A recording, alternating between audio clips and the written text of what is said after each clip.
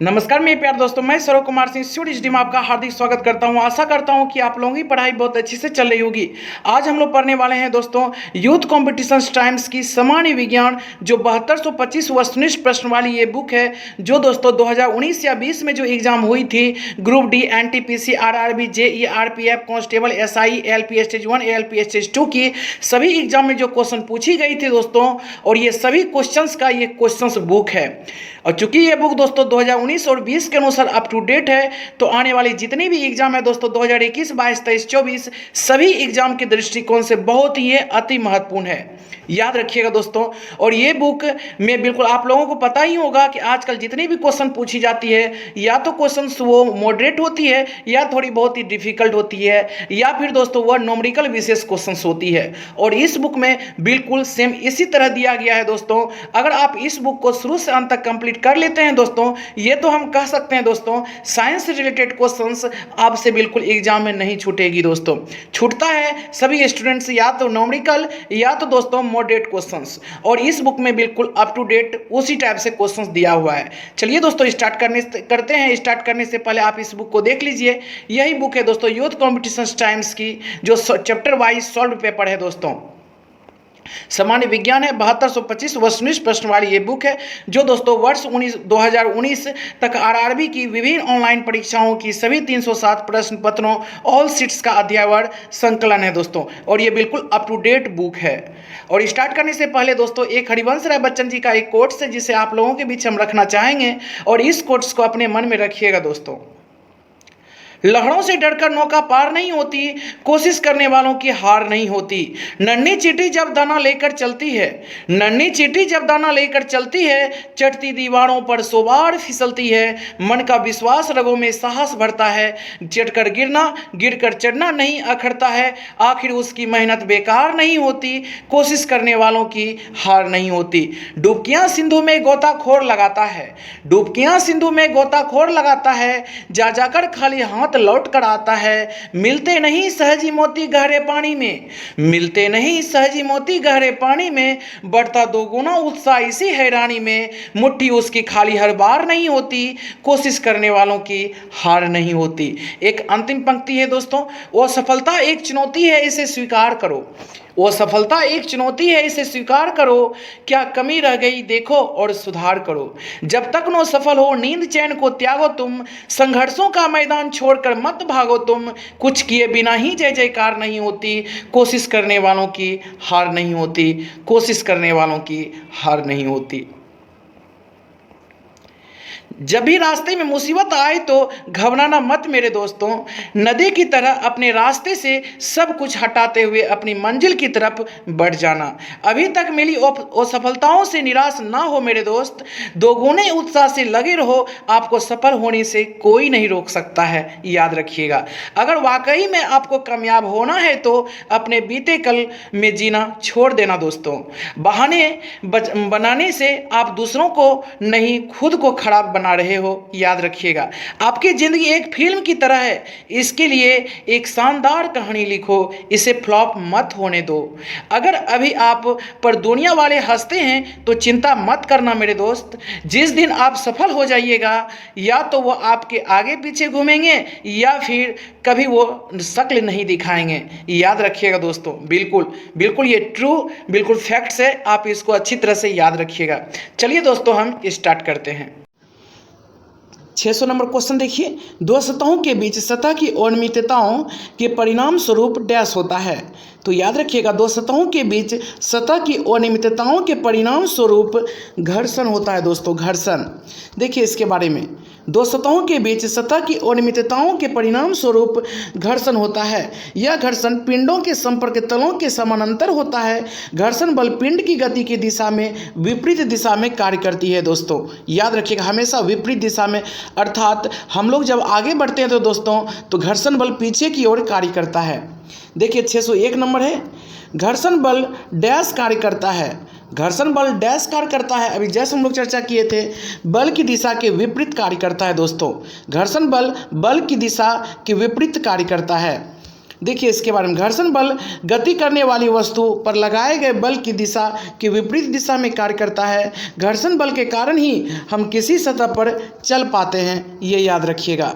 Next 602 number, एक cycle स्थिर त्वरण से चलायमान है और पीछे की पहिए पर घर्षण बल क्या होगा। एक साइकिल स्थिर त्वरण से चलायमान है, पीछे के पहिए पर घर्षण बल क्या होगा। चलायमान का मतलब चल रही है दोस्तों, तो इसका राइट आंसर हो जाएगा बिल्कुल पश्चिम दिशा में। क्या होगी, पश्चिम दिशा में, सी नंबर। देखिए इसके बारे में, घर्षण बल जिसको बोलते हैं फ्रिक्शन फोर्स, संपर्क में रखी दो वस्तुओं के बीच एक बल कार्य करता है जो वस्तुओं के बीच गति होने का विरोध करता है, जिसे घर्षण बल कहते हैं, और इसकी दिशा सदैव वस्तु की गति की दिशा के विपरीत होती है। दोस्तों याद रखिएगा, घर्षण बल के मान का क्रम ठोस सतह, देखिए ठोस सतह, द्रव सतह और ठोस वायु सतह में होती है, ये याद रखिएगा। नेक्स्ट है 603 नंबर, कारों के ब्रेकिंग पैड में डैश के गुण का उपयोग किया जाता है। कारों के ब्रेकिंग पैड में डैश के गुणों का उपयोग किया जाता है, तो बिल्कुल याद रखिए घर्षण का सकारात्मक प्रभाव का प्रयोग किया जाता है। देखिए इसके बारे में, घर्षण एक प्रकार का बल है जो दो वस्तुओं के मध्य सापेक्षिक गति रिलेटिव मोशन का विरोध करती है। यह ठोस की सतह पर तरल पदार्थों की परतों के बीच और पदार्थ जो एक दूसरे के ऊपर फिसलते हैं में पाया जाता है। कार या वाहनों के ब्रेकिंग पैड में घर्षण के सकारात्मक प्रभाव के गुण का उपयोग किया जाता है दोस्तों। नेक्स्ट है 604 नंबर, घर्षण द्वारा किया गया कार्य डैश होता है। घर्षण द्वारा किया गया कार्य क्या होता है दोस्तों, तो याद रखिएगा हमेशा ऋणात्मक होती है। घर्षण द्वारा किया गया कार्य हमेशा ऋणात्मक होती है। देखिए इसके बारे में, घर्षण एक बल है जो दो तलों के बीच सापेक्षिक स्पर्शी गति का विरोध करता है। घर्षण द्वारा किया गया कार्य ऋणात्मक होता है। घर्षण के दो प्रकार होते हैं, स्थितिक और गतिज। याद रखिए, स्थितिक और गतिज। सैद्धांतिक घर्षण दो पिंडों के संपर्क पृष्ठ की समानांतर में या समांतर दिशा में लगता है, लेकिन गतिज घर्षण याद रखिए गति की दिशा पर निर्भर नहीं करता है। हमेशा याद रखिएगा घर्षण दो प्रकार के होते हैं दोस्तों, स्थितिक और गतिज। और स्थितिक घर्षण दो पिंडों के संपर्क पृष्ठ की समानांतर दिशा में लगता है, जबकि गतिज घर्षण गति की दिशा में निर्भर नहीं करता है दोस्तों। नेक्स्ट 605 नंबर, घर्षण बल द्वारा किया गया कार्य डैश होता है। तो याद रखिएगा घर्षण बल द्वारा किया गया कार्य हमेशा ऋणात्मक होती है दोस्तों, ऋणात्मक होती है। देखिए, जब किसी सतह पर किसी वस्तु को गति कराने का प्रयास किया जाता है या गति कराया जाता है, तो सतह के समानांतर वो वस्तु की गति की दिशा के विपरीत एक गति अवरोधक बल कार्य करता है, जिसे घर्षण बल कहते हैं, और इसके द्वारा किया गया कार्य हमेशा ऋणात्मक होती है दोस्तों। नेक्स्ट 607 नंबर, घर्षण द्वारा किए गए कार्य का क्षय नहीं होता, बल्कि वह डैश ऊर्जा के रूप में परिवर्तित हो जाता है। घर्षण द्वारा किए गए कार्य का क्षय नहीं होता, बल्कि वह डैश ऊर्जा के रूप में परिवर्तित हो जाती है दोस्तों। तो याद रखिएगा तापीय ऊर्जा के रूप में परिवर्तित हो जाती है। देखिए इसके बारे में, जब कोई वस्तु किसी सतह पर सरकती या लुढ़कती है, तब स्पर्श करती हुई सतहों के मध्य घर्षण बल उत्पन्न हो जाता है, जो वस्तु की गति की विपरीत दिशा में कार्य करता है। घर्षण द्वारा किए गए कार्य का क्षय न होकर पिंड की ऊष्मीय ऊर्जा या तापीय ऊर्जा में परिवर्तित हो जाता है दोस्तों, याद रखिएगा। नेक्स्ट हम लोग अब पढ़ेंगे सरल आवर्त गति या घूर्णन गति, सिंपल हार्मोनिक मोशन या रोटेशनल मोशन। बहुत ही इंपॉर्टेंट है दोस्तों एग्जाम के दृष्टिकोण से। देखिए 608 नंबर क्या कह रहा है, पेंडुलम लयबद्ध दोलक हार्मोनिक, याद रखिए हार्मोनिक ऑसिलेटर की तरह काम करता है, अतः डैश में इसका प्रयोग किया जाता है। पेंडुलम लयबद्ध दोलक हार्मोनिक ऑसिलेटर की तरह काम करता है, अतः डैश में इसका प्रयोग किया जाता है दोस्तों।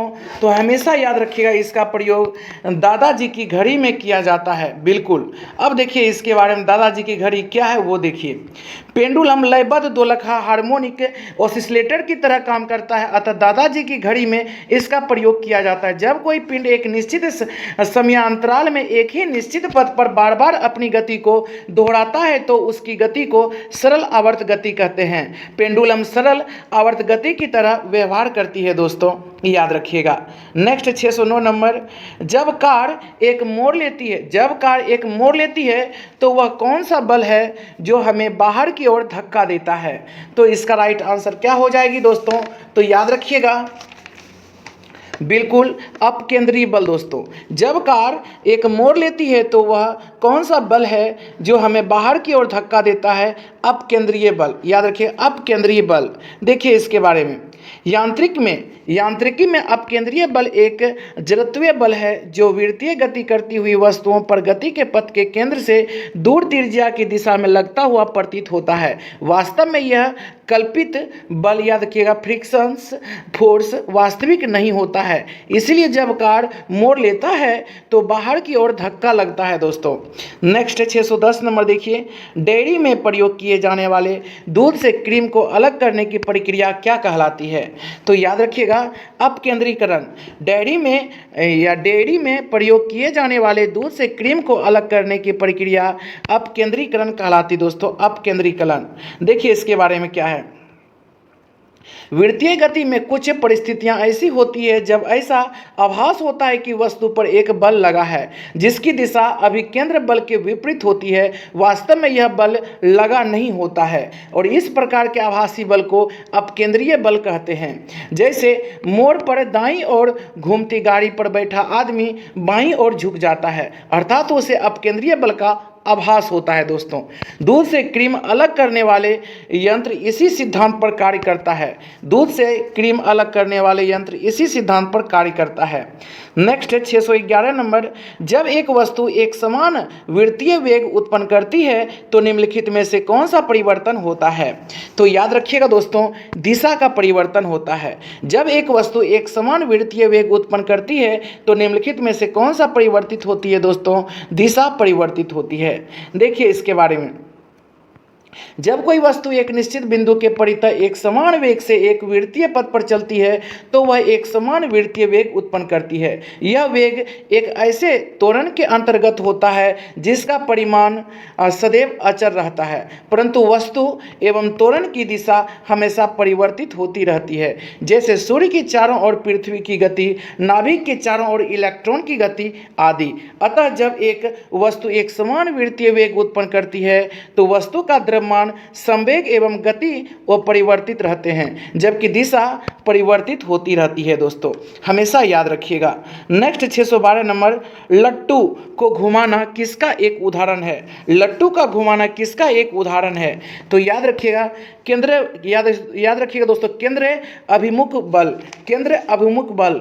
लट्टू को घुमाना किसका एक उदाहरण है? तो केंद्र अभिमुख बल दोस्तों, याद रखिएगा। देखिए इसके बारे में, क्या वृत्तीय गति करते समय किसी पिंड पर एक बल कार्य करता है? वृत्तीय गति करते समय किसी पिंड पर एक बल कार्य करता है जिसकी दिशा सदैव वृत्त के केंद्र की ओर रहती है और इस बल को अभिकेंद्रीय बल या सेंट्रीपिटल फोर्स कहते हैं। लट्टू का घूमना इसी बल का उदाहरण है दोस्तों और इस बल का दैनिक जीवन में प्रयोग होने वाले कुछ अन्य उदाहरण देखिए। कार का सड़क पर मुड़ना और पहियों पर मड गार्ड और पृथ्वी का सूर्य के चारों ओर घूमना और साइकिल सवार द्वारा अपनी साइकिल को मोड़ते समय अपने शरीर को साइकिल सहित केंद्र की ओर झुका लेना आदि दोस्तों। नेक्स्ट 613 नंबर देखिए, एक बहुत पुराने मॉडल की पेंडुलम घड़ी की कार्य पद्धति पूरी तरह से डैश थी।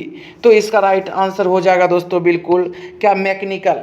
एक बहुत पुराने मॉडल की पेंडुलम घड़ी की कार्य पद्धति पूरी तरह से मैकेनिकल थी दोस्तों, यांत्रिकी थी। देखिए, एक पुराने मॉडल की लोलक घड़ी पेंडुलम क्लॉक वह है जिसमें समय प्रदर्शित करने वाली प्रणाली का चालन एक लोलक की सहायता से होता है और यह पूरी तरह मैकेनिकल है और इसका आविष्कार सन 1656 ईस्वी में क्रिश्चियन हाइगेंस ने किया था दोस्तों, क्रिश्चियन हाइगेंस ने। नेक्स्ट क्या रोलर कोस्टर की सवारी में कौन सा बल कार्य करता है? रोलर कोस्टर की सवारी में कौन सा बल कार्य करता है? तो याद रखिएगा, अभिकेंद्रीय बल कार्य करता है। रोलर कोस्टर की सवारी में अभिकेंद्रीय बल कार्य करता है दोस्तों। देखिए, रोलर कोस्टर की सवारी में अभिकेंद्रीय बल कार्य करता है और वृत्तीय पथ पर किसी पिंड के ताक्षणिक वेग के लंबवत दिशा में गतिपथ के केंद्र की ओर लगने वाले बल अभिकेंद्रीय बल कहलाता है। अभिकेंद्रीय बल के कारण पिंड वक्र पथ पर गति करता है दोस्तों, याद रखिएगा। नेक्स्ट 615 नंबर, यदि कोई पिंड रूपांतरित गति में एक वक्र पथ पर गति करता है तो इस गति को डैश कहेंगे। तो इस गति को क्या कहेंगे दोस्तों? याद रखिएगा, वक्र रेखीय गति कहेंगे। यदि कोई पिंड रूपांतरित गति में एक वक्र पथ पर गति करता है तो इस गति को वक्र रेखीय गति कहेंगे। नेक्स्ट है, घुमावदार मार्ग में गति करने वाली वस्तु की गति को वक्र रेखीय गति कहा जाता है। यदि कोई पिंड रूपांतरित गति में एक वक्र पथ पर गति करता है तो इस गति को वक्र रेखीय गति कहा जाता है। और इसी प्रकार जब एक पत्थर को एक कोण से हवा में फेंका जाता है तो यह वक्र रेखीय गति करता है दोस्तों, याद रखिएगा। नेक्स्ट 616 नंबर देखिए, किसी निकाय को एक समान वृत्तीय गति में चलाने में लगने वाले आवश्यक नियत बल को डैश कहा जाता है। क्या कहा जाता है दोस्तों? अभिकेंद्रीय बल कहा जाता है। किसी निकाय को एक समान वृत्तीय गति में चलाने में लगने वाले आवश्यक नियत बल को डैश कहा जाता है, तो अभिकेंद्रीय बल कहा जाता है।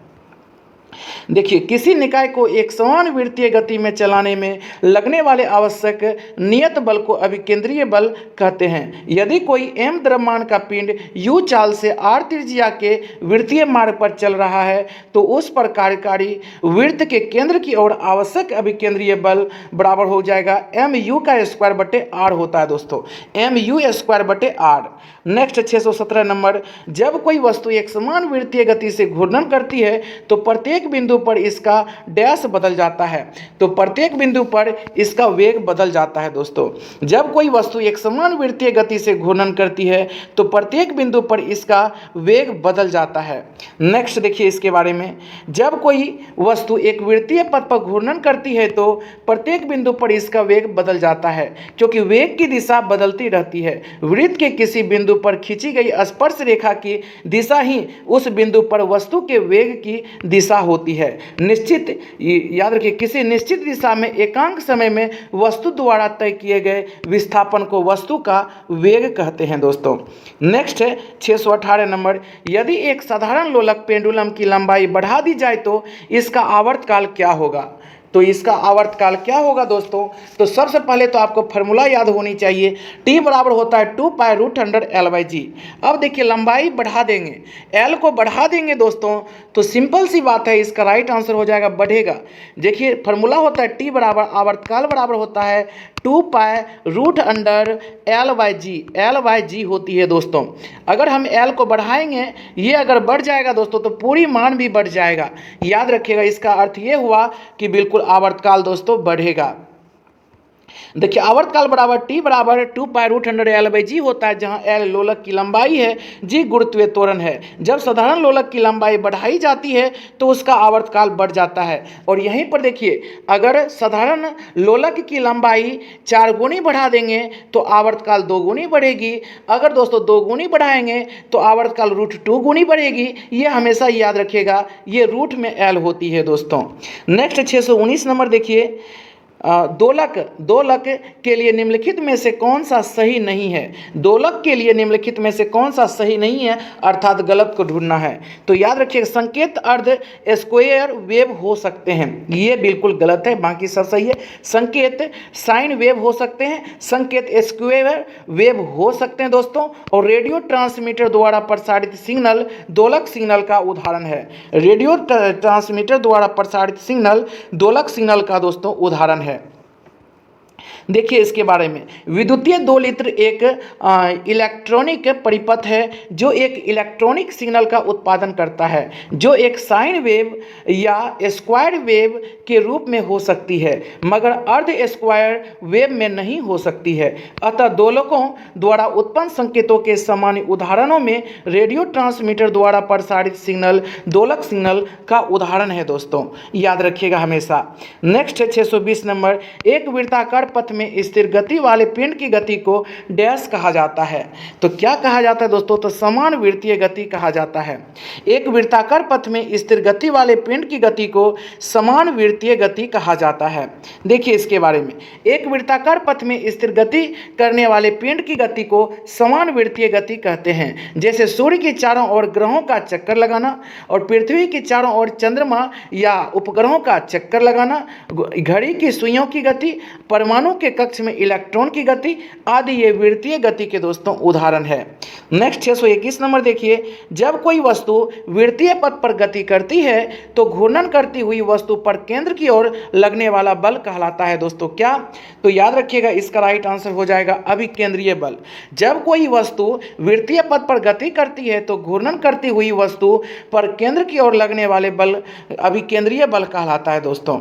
देखिए क्या है, किसी वृत्तीय मार्ग पर एक समान चाल से गति करते हुए पिंड पर एक बल कार्य करता है जिसकी दिशा सदैव केंद्र की ओर रहती है और इस बल को अभिकेंद्रीय बल कहते हैं और इस बल की अनुपस्थिति में वृत्तीय गति संभव नहीं है। यह बल गतिमान वस्तु में एक त्वरण उत्पन्न करता है जिसका परिणाम v²/r के बराबर होता है। वो प्रवृत्ति सदैव वस्तु की दिशा बदलने की होती है, वो दिशा सदैव केंद्र की ओर रहती है दोस्तों। नेक्स्ट है, और याद रखिएगा हमेशा F बराबर होता है दोस्तों mv²/r। F बराबर होता है mv²/r। याद रखिएगा हमेशा F बराबर दोस्तों फोर्स बराबर mv²/r होता है, ये हमेशा याद रखिएगा। देखिए 622 नंबर है, किसी दोलक द्वारा एक आयाम पूरा करने में लगाया गया समय क्या कहलाता है? तो याद रखिएगा ये आवर्त कहलाता है। किसी दोलक द्वारा एक आयाम पूरा करने में लगाया गया समय आवर्त कहलाता है। देखिए किसी दोलक द्वारा एक आयाम पूरा करने में लिया गया समय आवर्त काल कहलाता है। सरल आवर्त गति उस गति को कहते हैं जिसमें वस्तु जिस बल के अंतर्गत गति करती है उसकी दिशा सदा विस्थापन के विपरीत एवं परिमाण विस्थापन के समानुपाती होता है। उदाहरण सरल लोलक की गति, किसी स्प्रिंग से लटके द्रव्यमान की गति इत्यादि दोस्तों।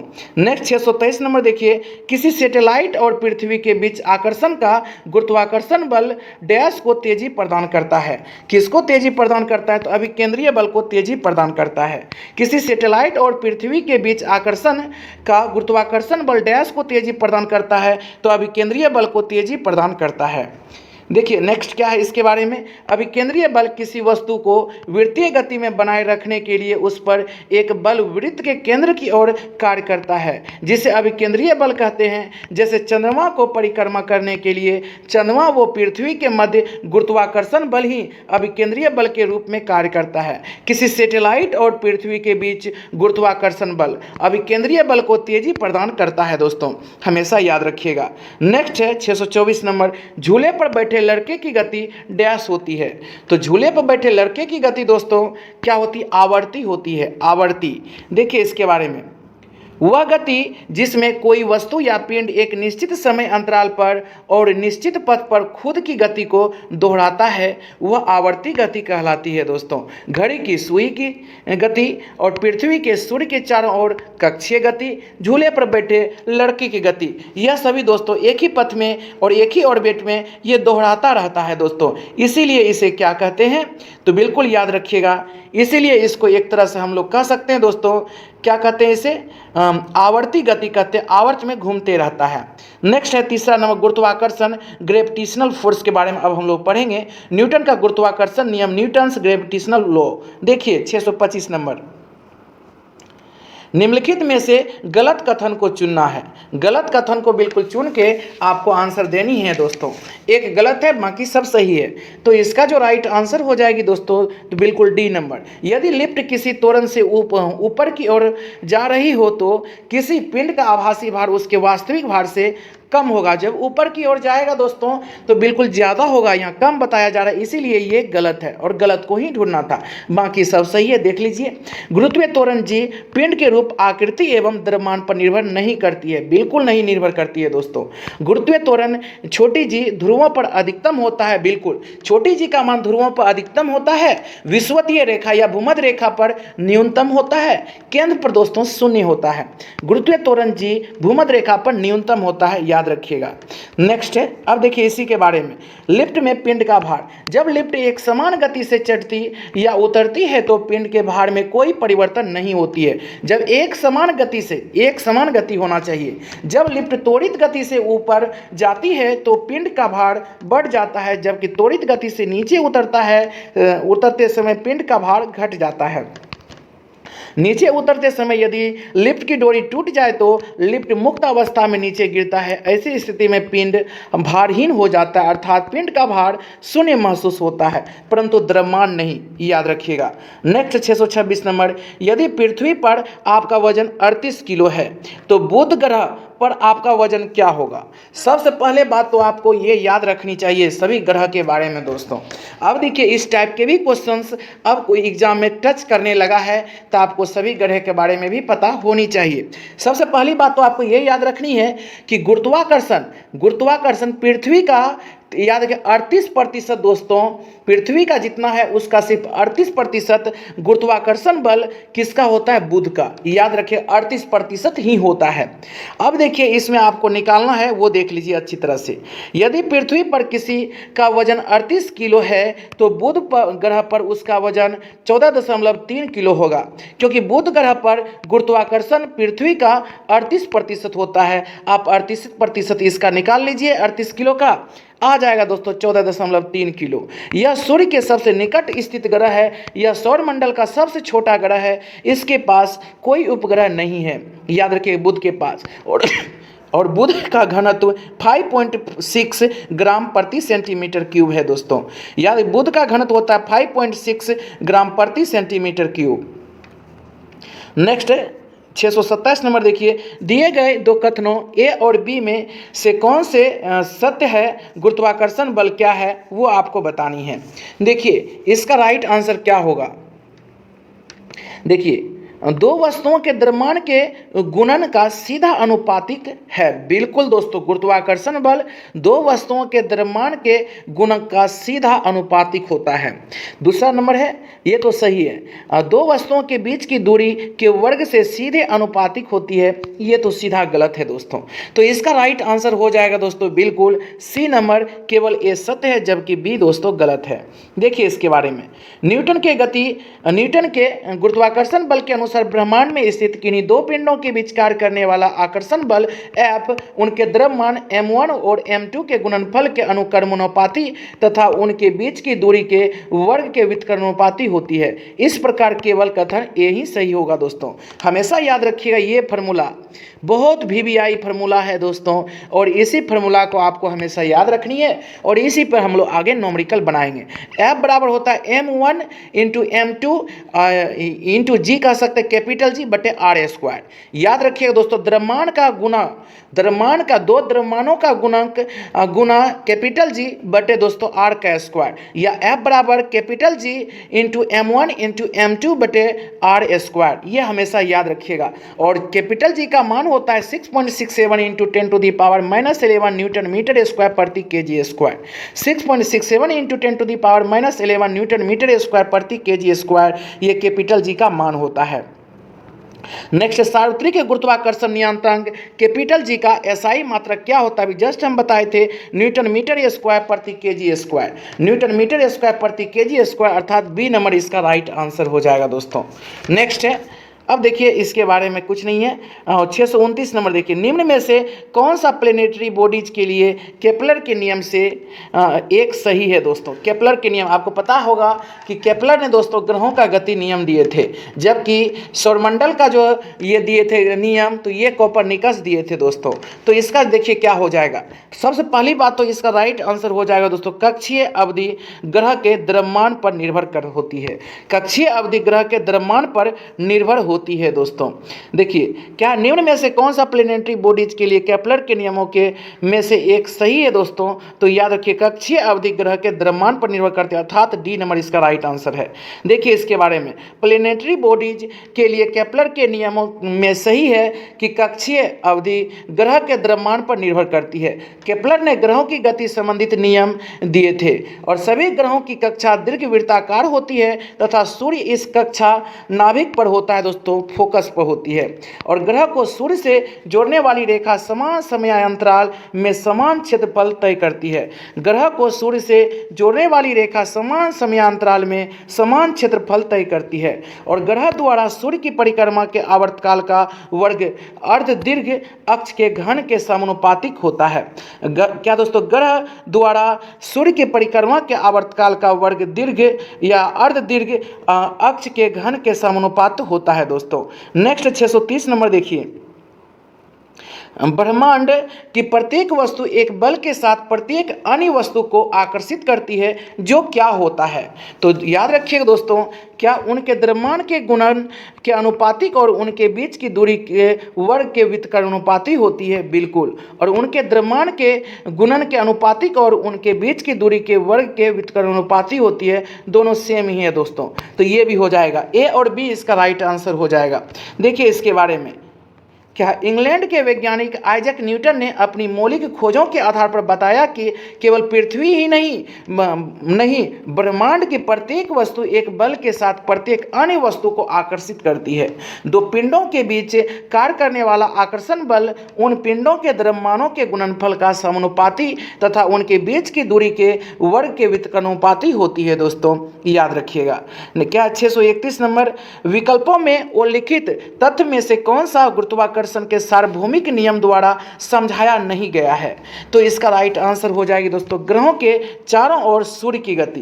क्या विकल्पों में उल्लेखित तथ्य में से कौन सा गुरुत्वाकर्षण के सार्वभौमिक नियम द्वारा समझाया नहीं गया है? तो ग्रहों के चारों ओर सूर्य की गति दोस्तों।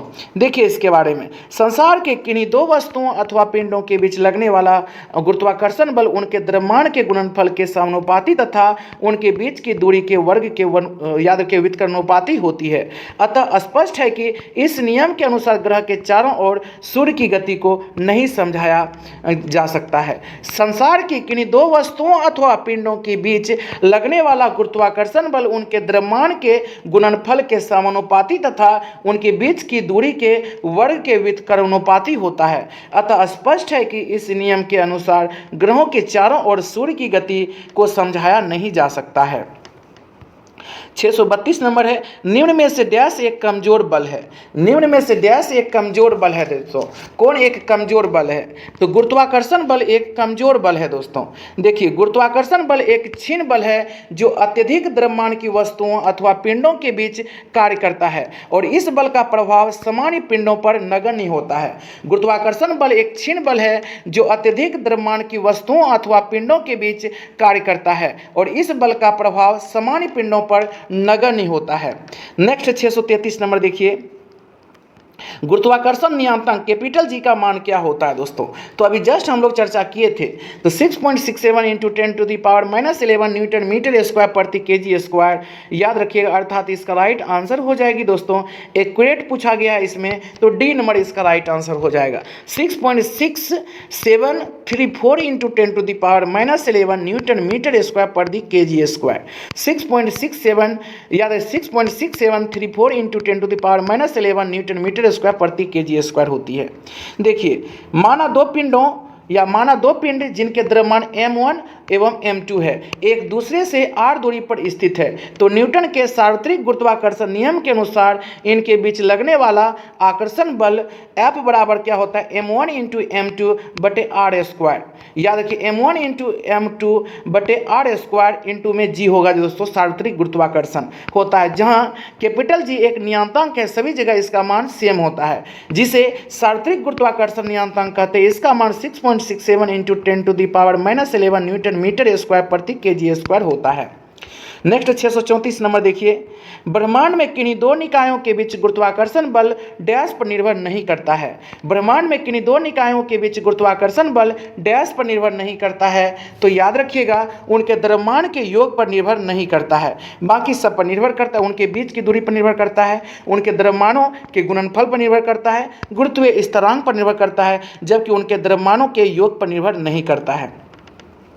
गुरुत्वाकर्षण बल किसी भी दो पिंडों के बीच मौजूद आकर्षक बल है। दो कणों या पिंडों के बीच कार्य करने वाला आकर्षण बल उन कणों अथवा पिंडों के द्रव्यमानों के गुणनफल के समानुपाती तथा उनके बीच की दूरी के वर्ग के व्युत्क्रमानुपाती होता है। यह कणों के द्रव्यमानों के योग पर निर्भर नहीं करता है दोस्तों, याद रखिएगा। नेक्स्ट 635 नंबर, दो वस्तुओं के बीच की दूरी को यदि दोगुना कर दिया जाए तो इन दोनों के बीच बल पर क्या प्रभाव पड़ेगा। तो याद रखिएगा दोस्तों, गुरुत्वीय बल 4 के गुणन में कम होगा। गुरुत्वीय बल 4 के गुणन में कम होगा। कैसे कम होगा वो अच्छी तरह से देख लीजिए। दो वस्तुओं के बीच की दूरी को यदि दोगुना कर दिया जाए, बीच की दूरी को दोगुना कर दिया जाए तो उनके बीच गुरुत्वीय बल 4 गुना कम हो जाएगा दोस्तों, याद रखिएगा। नेक्स्ट है, ये फार्मूला आप याद रखनी है। इसमें F बराबर होता है m1 into m2 into capital G बटे डी स्क्वायर या फिर आर स्क्वायर। दोस्तों आर स्क्वायर होता है, डी स्क्वायर यहाँ नहीं है, गलत है, आर स्क्वायर। नेक्स्ट दोस्तों, ब्रह्मांड में प्रत्येक वस्तु एक अन्य वस्तु को एक बल के साथ आकर्षित करती है जो डैश के वर्ग के विपरीत अनुपातिक होती है। तो याद रखिएगा इसका राइट आंसर होगा उनके मध्य दूरी। ब्रह्मांड में प्रत्येक वस्तु एक अन्य वस्तु को एक बल के साथ आकर्षित करती है जो उनके मध्य दूरी के वर्ग के विपरीत अनुपातिक होती है। नेक्स्ट है, अब देखिए न्यूटन के गुरुत्वाकर्षण नियम के अनुसार ब्रह्मांड में स्थित किन्हीं दो पिंडों के बीच कार्य करने वाला आकर्षक बल उनके द्रव्यमानों के गुणनफल के अनुक्रमानुपाती तथा उनके बीच की दूरी के वर्ग के व्युत्क्रमानुपाती होती है। अर्थात दोस्तों याद रखिएगा हमेशा F बराबर होती है capital G into m1 into m2 बटे आर स्क्वायर, जहाँ कैपिटल G का मान होता है दोस्तों कि 6.67 इंटू 10⁻⁻11 न्यूटन मीटर स्क्वायर प्रति केजी स्क्वायर। नेक्स्ट 637 नंबर देखिए, दो वस्तुओं में से एक का द्रव्यमान दोगुना हो जाने पर दोनों वस्तुओं के बीच लगने वाले गुरुत्वाकर्षण बल में क्या परिवर्तन होगा। एक का मान दोगुना होने पर है ना, तो याद रखिएगा दोस्तों इसका राइट आंसर हो जाएगी गुरुत्वाकर्षण बल दोगुना हो जाएगी। बिल्कुल दोस्तों दोगुना हो जाएगी। क्योंकि हम लोग जानते हैं दोस्तों फार्मूला होता है F बराबर capital G into m1 into m2 बटे आर स्क्वायर। याद रखिएगा अगर हम m2 या m1 को किसी को भी हम दोगुना कर देंगे तो ये पूरी मान को ही दोगुना कर देगा दोस्तों, याद रखिएगा। देखिए न्यूटन के गुरुत्वाकर्षण नियम के अनुसार क्या F बराबर होती है capital G into m1 into m2 बटे आर स्क्वायर। अतः स्पष्ट है कि दो वस्तुओं में से एक का द्रव्यमान दोगुना हो जाने पर दोनों वस्तुओं के बीच लगने वाले गुरुत्वाकर्षण बल भी दोगुना हो जाएगा। नेक्स्ट 638 नंबर, ब्रह्मांड के प्रत्येक वस्तु दूसरी वस्तु को एक बल द्वारा आकर्षित करती है जो डैश के समानुपाती होती है।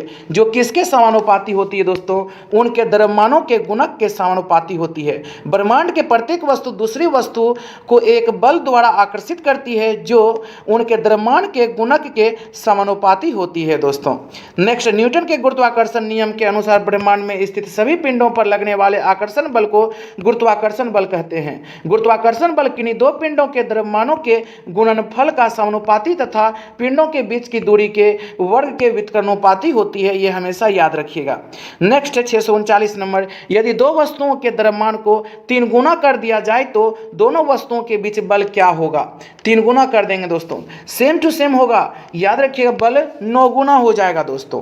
क्यों 9 गुना होगा, तो क्या है दोस्तों, यदि दो वस्तुओं के द्रव्यमान को 3 गुना कर दिया जाए, द्रव्यमान को 3 गुना कर देंगे, ठीक है, 3 गुना द्रव्यमान को कर दिए दोस्तों जाए तो दोनों वस्तुओं के बीच बल क्या होगा, बल भी 3 गुना हो जाएगा दोस्तों, क्योंकि हम F बराबर होती है 9 गुना हो जाएगी, 3 तिया 9 गुनी, हमेशा याद रखिए 9 गुनी, क्योंकि F बराबर होती है दोस्तों capital G into m1 into m2 बटे दोस्तों आर स्क्वायर होती है। इसको भी 3 गुना कर दिया, इसको भी 3 गुना, तो 3 तिया 9 गुना पूरा का मान नहीं हो जाएगा दोस्तों, तो F बराबर 9 गुनी हो जाएगी।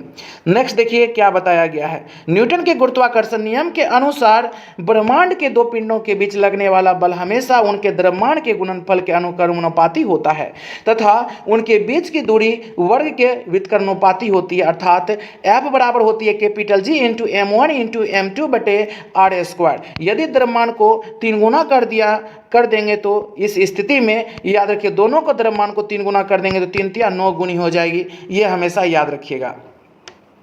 नेक्स्ट, पृथ्वी वस्तु को अपने ओर आकर्षित करती है, इसका कारण क्या है दोस्तों? तो याद रखिएगा इसका जो कारण होती है यह गुरुत्वाकर्षण बल है। क्या है? गुरुत्वाकर्षण बल। पृथ्वी वस्तुओं को अपनी ओर आकर्षित करती है, इसका कारण गुरुत्वाकर्षण बल है दोस्तों। देखिए, किसी भी दो पिंडों, वस्तु या गुणों के कणों के बीच उपस्थित आकर्षण बल को गुरुत्वाकर्षण बल कहते हैं। गुरुत्वाकर्षण बल के कारण पृथ्वी वस्तु को अपनी ओर आकर्षित करती है। गुरुत्वाकर्षण बल F बराबर होती है दोस्तों, अभी जस्ट बताए हैं, capital G into M1 into M2 बटे आर स्क्वायर, जहां कैपिटल G एक गुरुत्वाकर्षण स्थिरांक है दोस्तों, याद ग्रेविटेशनल कांस्टेंट है, क्योंकि इसका मान होता है 6.67 इंटू 10⁻⁻11 न्यूटन मीटर स्क्वायर प्रति केजी स्क्वायर। सभी जगह इसका मान यही होता है दोस्तों। नेक्स्ट 641 नंबर देखिए क्या कह रहा है, निम्न में से कौन सा कथन ओ सत्य का बताना है दोस्तों। ओ सत्य कौन सा है? तो याद रखिए ओ सत्य पूछा गया है, तो ओ सत्य, तो याद रखिएगा दोस्तों इसका राइट आंसर हो जाएगी बिल्कुल सी नंबर केवल डी। ये डी ओ सत्य। दो वस्तुओं के मध्य गुरुत्वाकर्षण बल उनके बीच की दूरी को आधा कर देने पर 2 गुना हो जाएगा। नहीं, 2 गुना नहीं होगा, 1/4, 1/4 हो जाएगा दोस्तों, इसलिए यह गलत है। बाकी सब सही है। देखिए, कैपिटल जी का मान चंद्रमा पर पृथ्वी पर उसके मान समान ही होता है बिल्कुल, और 1 मीटर की दूरी पर रखे गए 2 kg वाले दो द्रव्यमान के केंद्रों के मध्य गुरुत्वाकर्षण बल 26.68 इंटू 10⁻11 न्यूटन होता है। बल दो वस्तुओं के मध्य दूरी के वर्ग के व्युत्क्रमानुपाती होती है दोस्तों, यह हमेशा याद रखिएगा। इसका सी नंबर बिल्कुल सही हो जाएगा। कहने का मतलब डी। याद रखिए दो वस्तुओं के मध्य गुरुत्वाकर्षण बल उनके बीच की दूरी का आधा कर देने पर क्या 2 गुना हो जाएगा? नहीं, 1/4 हो जाती है दोस्तों। देखिए, क्या मौलिक बलों में गुरुत्वाकर्षण बल एक कमजोर अथवा क्षीण बल है। न्यूटन के गुरुत्वाकर्षण नियम के अनुसार ब्रह्मांड में किन्हीं दो पिंडों के मध्य कार्य करने वाला आकर्षण बल उनके द्रव्यमान के गुणनफल के समानुपाती तथा उनके मध्य की दूरी के वर्ग के व्युत्क्रमानुपाती होती है। यदि दो पिंडों का द्रव्यमान m1 तथा m2 हो तथा एक दूसरे से r दूरी पर स्थित हो तो न्यूटन के नियम अनुसार गुरुत्वाकर्षण बल बराबर हो जाएगा कैपिटल G into M1 into M2 बटे आर स्क्वायर, जहां कैपिटल जी सार्वभौमिक गुरुत्वाकर्षण नियतांक है, जिसका मान प्रत्येक जगह 6.67 इंटू 10⁻11 न्यूटन मीटर स्क्वायर प्रति केजी स्क्वायर होता है। प्रश्न अनुसार देखिए, दूरी दिया है 1 मीटर, तो m1 बराबर m2 का द्रव्यमान हो जाएगा 2 kg, बिल्कुल दिया है। अतः उनके केंद्रों के मध्य लगने वाला गुरुत्वाकर्षण बल हो जाएगा। याद रखिए F बराबर कैपिटल जी का मान दे दिया है दोस्तों 6.67 इंटू 10⁻11 न्यूटन मीटर स्क्वायर प्रति केजी स्क्वायर, और इंटू दो का दिया है द्रव्यमान 2 गुना 2 बटे 1 हो जाएगा दोस्तों। इसको हम लोग सॉल्यूशन करेंगे दोस्तों तो बिल्कुल आ जाएगा 26.68 इंटू 10⁻11 न्यूटन। नेक्स्ट है 642 नंबर देखिए, गुरुत्वाकर्षण बल डैश वस्तुओं के बीच मौजूद होता है परंतु इसे तब तक महसूस नहीं किया जा सकता जब तक कि वस्तुओं का द्रव्यमान बहुत अधिक जैसे कि ग्रहों में नहीं होता है। तो याद रखिएगा इसका राइट आंसर हो जाएगा दोस्तों प्रत्येक और हरेक। गुरुत्वाकर्षण बल प्रत्येक और हरेक वस्तुओं के बीच मौजूद होता है परंतु इसे तब तक महसूस नहीं किया जा सकता जब तक कि वस्तुओं का द्रव्यमान बहुत अधिक जैसे कि ग्रहों में नहीं होता है। तो याद रखिए प्रत्येक और हरेक, इसका राइट आंसर हो जाएगा। देखिए, गुरुत्वाकर्षण बल प्रत्येक वस्तुओं के मध्य उपस्थित होता है परंतु इसे तब तक नहीं महसूस किया जा सकता जब तक कि वस्तु का द्रव्यमान बहुत अधिक न हो। नेक्स्ट 643 नंबर देखिए, किसी वस्तु पर लगने वाले गुरुत्वाकर्षण बल को क्या कहा जाता है। याद रखिएगा दोस्तों क्या कहा जाता है, बिल्कुल भार कहा जाता है। किसी वस्तु पर लगने वाले गुरुत्वाकर्षण बल को भार कहा जाता है दोस्तों। देखिए, किसी वस्तु पर लगने वाले गुरुत्वाकर्षण बल को भार कहते हैं। न्यूटन के गुरुत्वाकर्षण सिद्धांत का प्रतिपादन किया तो ये F बराबर हो जाएगा दोस्तों m1 इंटू m2 इंटू दोस्तों कैपिटल G बटे डी स्क्वायर, नहीं आर स्क्वायर हो जाएगी दोस्तों, जहां कैपिटल G सार्वत्रिक गुरुत्वाकर्षण नियतांक है। सभी जगह इसका मान समान होता है दोस्तों 6.6734 इंटू 10⁻11 न्यूटन मीटर स्क्वायर प्रति केजी स्क्वायर होती है। नेक्स्ट इसका मान कैपिटल G का मान। नेक्स्ट है 644 नंबर देखिए, गुरुत्वाकर्षण द्वारा किया गया कार्य किस पर निर्भर करता है? गुरुत्वाकर्षण द्वारा किया गया कार्य किस पर निर्भर करता है? तो याद रखिएगा दोस्तों, यह बिल्कुल वस्तु की आरंभिक और अंतिम अवस्थाओं की ऊर्ध्वाधर ऊंचाइयों के अंतर पर, वस्तु की आरंभिक और अंतिम अवस्थाओं की ऊर्ध्वाधर ऊंचाइयों के अंतर पर निर्भर करता है। गुरुत्वाकर्षण द्वारा किया गया कार्य भी W बराबर mgh, याद रखिए mgh होती है, याद रखिएगा दोस्तों, बिल्कुल ये दूरी यहाँ पर h है और अतः गुरुत्वाकर्षण द्वारा किया गया कार्य वस्तु के आरंभिक एवं अंतिम अवस्था के ऊर्ध्वाधर ऊंचाइयों के अंतर पर निर्भर करती है। नेक्स्ट 645 नंबर, सार्वत्रिक गुरुत्वाकर्षण नियतांक कैपिटल जी की खोज डैश ने किया था? कैपिटल जी की खोज किसने किया था? हेनरी कैवेंडिश ने कैपिटल जी का खोज किया था, जिसका मान होता है दोस्तों 6.67 इंटू 10⁻11 न्यूटन मीटर स्क्वायर प्रति केजी स्क्वायर। देखिए सी नंबर, सार्वत्रिक गुरुत्वाकर्षण नियतांक कैपिटल जी की खोज हेनरी कैवेंडिश ने किया था। न्यूटन ने बताया कि दो पिंडों के बीच कार्य करने वाला आकर्षण बल उन पिंडों के द्रव्यमान m1 और m2 के गुणनफल के समानुपाती तथा उनके बीच की दूरी r के वर्ग के व्युत्क्रमानुपाती होता है। अर्थात F बराबर होती है दोस्तों m1 इंटू m2 बटे r स्क्वायर इंटू में कैपिटल जी, और कैपिटल जी गुरुत्वाकर्षण स्थिरांक है, जिसका मान होता है दोस्तों 6.67 इंटू 10⁻11 न्यूटन मीटर स्क्वायर प्रति केजी स्क्वायर। नेक्स्ट, गुरुत्वाकर्षण का सार्वभौमिक नियम डैश पर लागू होता है? गुरुत्वाकर्षण का सार्वभौमिक नियम किस पर निर्भर होता है दोस्तों? याद रखिएगा किस पर लागू होता है, तो इसका राइट आंसर हो जाएगा दोस्तों बिल्कुल वस्तुओं के किसी भी युग्म पर, वस्तुओं के किसी भी युग्म पर। देखिए गुरुत्वाकर्षण के सार्वभौमिक नियम के अनुसार किसी वस्तु के गुरुत्व के कारण उस वस्तु द्वारा अन्य पिंडों को अपने तरफ आकर्षित करने का गुण गुरुत्वाकर्षण कहलाता है। चूंकि वस्तु का यह गुण ब्रह्मांड में प्रत्येक जगह विद्यमान रहता है, वो कभी समाप्त नहीं होता है, अतः गुरुत्वाकर्षण का सार्वभौमिक नियम वस्तुओं के किसी भी युग्म पर लागू होता है। सार्वत्रिक गुरुत्वाकर्षण नियतांक कैपिटल जी का मान 6.67 इंटू 10⁻11 न्यूटन मीटर स्क्वायर प्रति केजी स्क्वायर होता है। नेक्स्ट है 647 नंबर देखिए, F बराबर GM, याद रखिए F बराबर कैपिटल जी और कैपिटल M और m/d स्क्वायर होता है दोस्तों। याद रखिए सूत्रों में कैपिटल जी को क्या कहते हैं? तो कैपिटल जी को क्या कहते हैं दोस्तों? तो याद रखिए बिल्कुल सार्वत्रिक गुरुत्वाकर्षण स्थिरांक कहते हैं। F बराबर क्या होता है दोस्तों? याद रखिए F बराबर होती है G into m1 into m2 बटे होती है डी स्क्वायर यहाँ पर होगा दोस्तों। और सूत्र में कैपिटल जी को सार्वत्रिक गुरुत्वाकर्षण स्थिरांक कहते हैं। इसके मान 6.6734 इंटू 10⁻11 न्यूटन मीटर स्क्वायर प्रति केजी स्क्वायर होती है।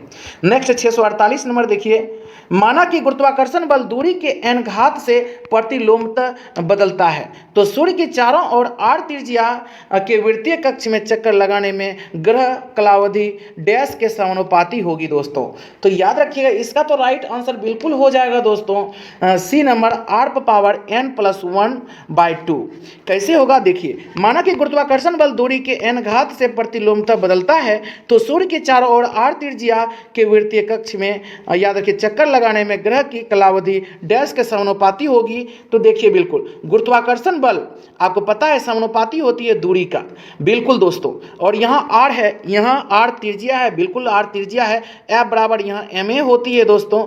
जब F बराबर ma हो जाएगी तो हो जाएगी a समानुपात हो जाएगी दोस्तों 1/r, बिल्कुल 1/r हो जाएगी। इसी पर अगर हम लोग निकालेंगे तो बिल्कुल हो जाएगा दोस्तों, तो क्या हो जाएगा 4πr², ये कांस्टेंट हो जाएगा और ये बिल्कुल t समानुपात या फिर r² हो जाएगा। इसीलिए इसका राइट आंसर दोस्तों सी नंबर हो जाएगा r⁻n+1/2, r⁻n+1/2 याद रखिएगा, बिल्कुल हो जाएगा।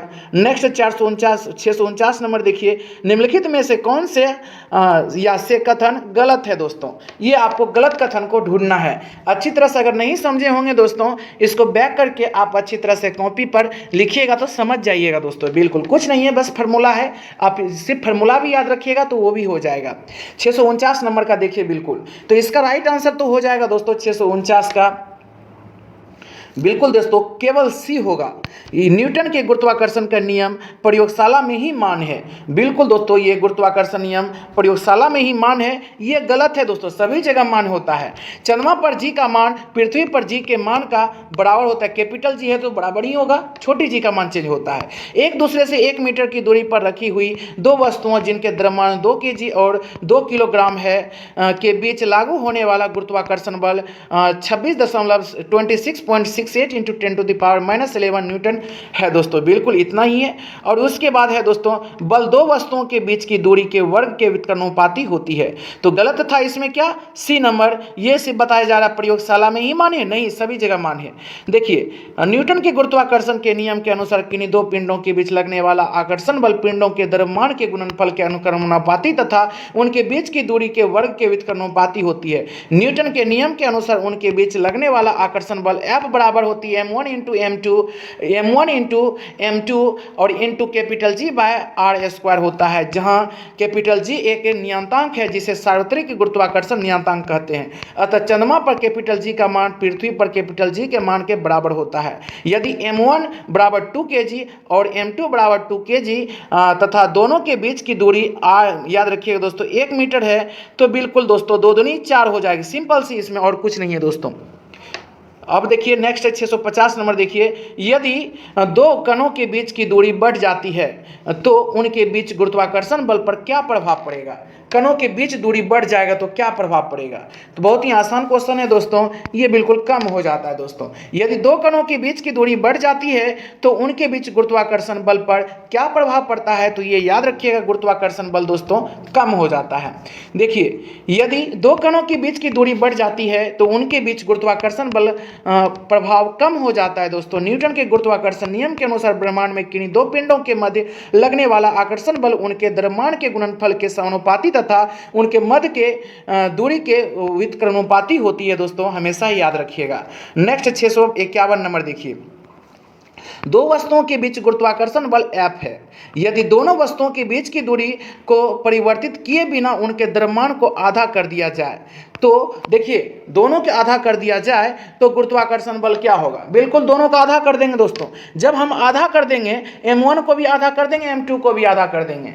जब आधा कर देंगे तो याद रखिएगा ये इंटू में होती है 1/2 इंटू 1/2, तो 1/4 हो गया दोस्तों। अर्थात इसका मतलब ये हुआ कि सभी बिल्कुल 1/4 हो जाएगी। इसका राइट आंसर डी नंबर हो जाएगा। 651 का बिल्कुल डी हो जाएगा दोस्तों, याद रखिएगा। बिल्कुल यहाँ उसी तरह किया गया है। गुरुत्वाकर्षण बल बराबर, आपको सबसे पहली बात तो ये फार्मूला याद होगी तभी बनेगा। फार्मूला बिल्कुल दोस्तों F बराबर होती है capital G into m1 into m2 by R square, बस और कुछ नहीं है। यहाँ पर सब बताया गया है, किताबी भाषा है दोस्तों। बिल्कुल इसी तरह यहाँ पर देखिए आधा कर दिया, m1 को भी m2 को भी आधा कर दिया दोस्तों। जब ये दोनों को आधा कर देंगे तो बिल्कुल दोस्तों ये क्या हो जाएगा 1/4 G into m1 into m2 by R square. कितना हो गया, तो 1/4 ही हो गया ना दोस्तों। नेक्स्ट 652 नंबर देखिए, पृथ्वी वस्तुओं को अपने ओर आकर्षित करती है, यह डैश के कारण होता है दोस्तों। यह किसके कारण होता है, तो याद रखिएगा इसका राइट आंसर हो जाएगा दोस्तों गुरुत्वाकर्षण बल के कारण होता है। यह बिल्कुल गुरुत्वाकर्षण बल के कारण होता है। अब इसके बारे में देखिए, ब्रह्मांड में किन्हीं दो वस्तुओं के बीच लगने वाले आकर्षण बल को गुरुत्वाकर्षण बल कहते हैं। अतः गुरुत्वाकर्षण बल के कारण ही पृथ्वी अपनी ओर किसी भी वस्तु को आकर्षित करती है, जैसे पेड़ से फल का गिरना, पत्थर को ऊपर फेंकने पर वापस नीचे की ओर आना इत्यादि।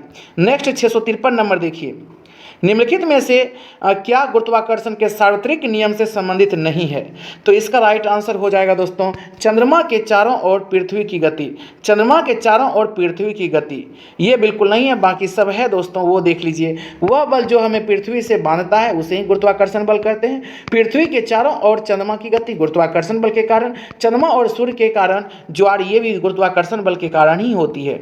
क्या पिंडों के बीच कार्य करने वाले यानी कि पारस्परिक आकर्षण को गुरुत्वाकर्षण तथा उसके उत्पन्न बल को गुरुत्वाकर्षण बल कहा जाता है। गुरुत्वाकर्षण बल के कारण हम पृथ्वी से बने हैं, और याद रखिएगा गुरुत्वाकर्षण बल के कारण पृथ्वी के चारों ओर चंद्रमा गति करता है तथा चंद्रमा और सूर्य के गुरुत्वाकर्षण के कारण ही समुद्र में ज्वार आता है। जबकि चंद्रमा के चारों ओर पृथ्वी की गति गुरुत्वाकर्षण के सार्वत्रिक नियम से संबंधित नहीं है दोस्तों। नेक्स्ट है 654 नंबर। देखिए, पृथ्वी की सतह पर से mkg के एक उपग्रह को 2r की ऊंचाई पर एक गोलाकार कक्ष में प्रक्षेपित करने के लिए आवश्यक न्यूनतम ऊर्जा क्या होगी। पृथ्वी की त्रिज्या r है। पृथ्वी की त्रिज्या क्या है दोस्तों? r है। तो याद रखिएगा, इसको निकालने के लिए तो आपको पूरी डिटेल्स में पढ़नी पड़ेगी दोस्तों। काइनेटिक एनर्जी भी पता होनी चाहिए। सबसे पहली बात तो आपको ये याद होनी चाहिए, पृथ्वी की सतह पर पिंड की कुल ऊर्जा बराबर हो जाएगी दोस्तों पृथ्वी से 2r दूरी पर कुल ऊर्जा। बिल्कुल दोस्तों, बराबर होगी। अब देखिए, इसके बारे में हम यहाँ समझ लेते हैं। ऊर्जा संरक्षण के नियम के अनुसार हो जाएगा, पृथ्वी की सतह पर पिंड की कुल ऊर्जा बराबर पृथ्वी से 2r दूरी पर कुल ऊर्जा इक्वल होगी दोस्तों, बिल्कुल इक्वल होगी। और यहाँ पर बिल्कुल आपको पता है दोस्तों कि बिल्कुल क्या होती है, एक तरह से F बराबर होता था, उसी तरह यहाँ पर दोस्तों कुल ऊर्जा बराबर हम लोग को निकालना है, तो काइनेटिक एनर्जी बराबर। तो याद रखिए दोस्तों, क्या हो जाएगा, कैपिटल G m/r plus kinetic energy पृथ्वी की सतह पर है, जबकि दोस्तों याद रखिएगा Gm कहने मतलब capital G m/r plus 2r हो जाएगा दोस्तों। बिल्कुल यहाँ पर 2r दूरी पर कुल ऊर्जा है, तो कुल ऊर्जा हो जाएगी प्लस काइनेटिक एनर्जी पृथ्वी की सतह से 2r पर ये हो जाएगी। और इसी को हम लोग सॉल्यूशन करेंगे दोस्तों आगे, तो इससे समीकरण 1 आएगी काइनेटिक एनर्जी। जिस तरह यहाँ पर देखिए कैसे आया दोस्तों, ये बिल्कुल अगर हम ये दोनों ऐड करेंगे दोस्तों, 2r और 1r हो गया 3r दोस्तों, 3r Gmm/3r हो जाएगा प्लस 1/2 हो जाएगा दोस्तों।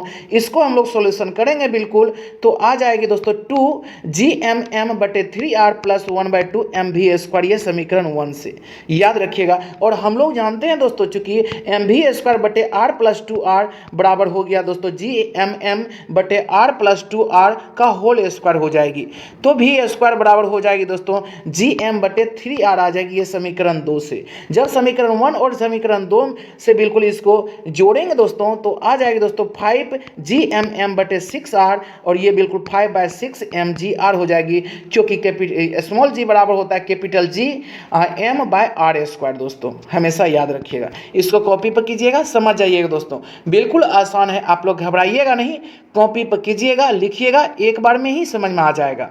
नेक्स्ट 655 नंबर देखिए, निम्न में से कौन सा कथन गलत है। हम लोगों को कथन, बिल्कुल गलत कथन को ढूंढना है दोस्तों। तो याद रखिएगा, इसका राइट आंसर हो जाएगी 655 का बी नंबर। वस्तु का भार ध्रुवों पर न्यूनतम होता है, नहीं, ध्रुवों पर न्यूनतम नहीं होता है, ध्रुवों पर अधिकतम होता है। न्यूनतम होता है विषुवतीय रेखा या भूमध्य रेखा पर, और केंद्र पर शून्य होता है। विषुवत रेखा पर अधिकतम होता है, नहीं, न्यूनतम होता है।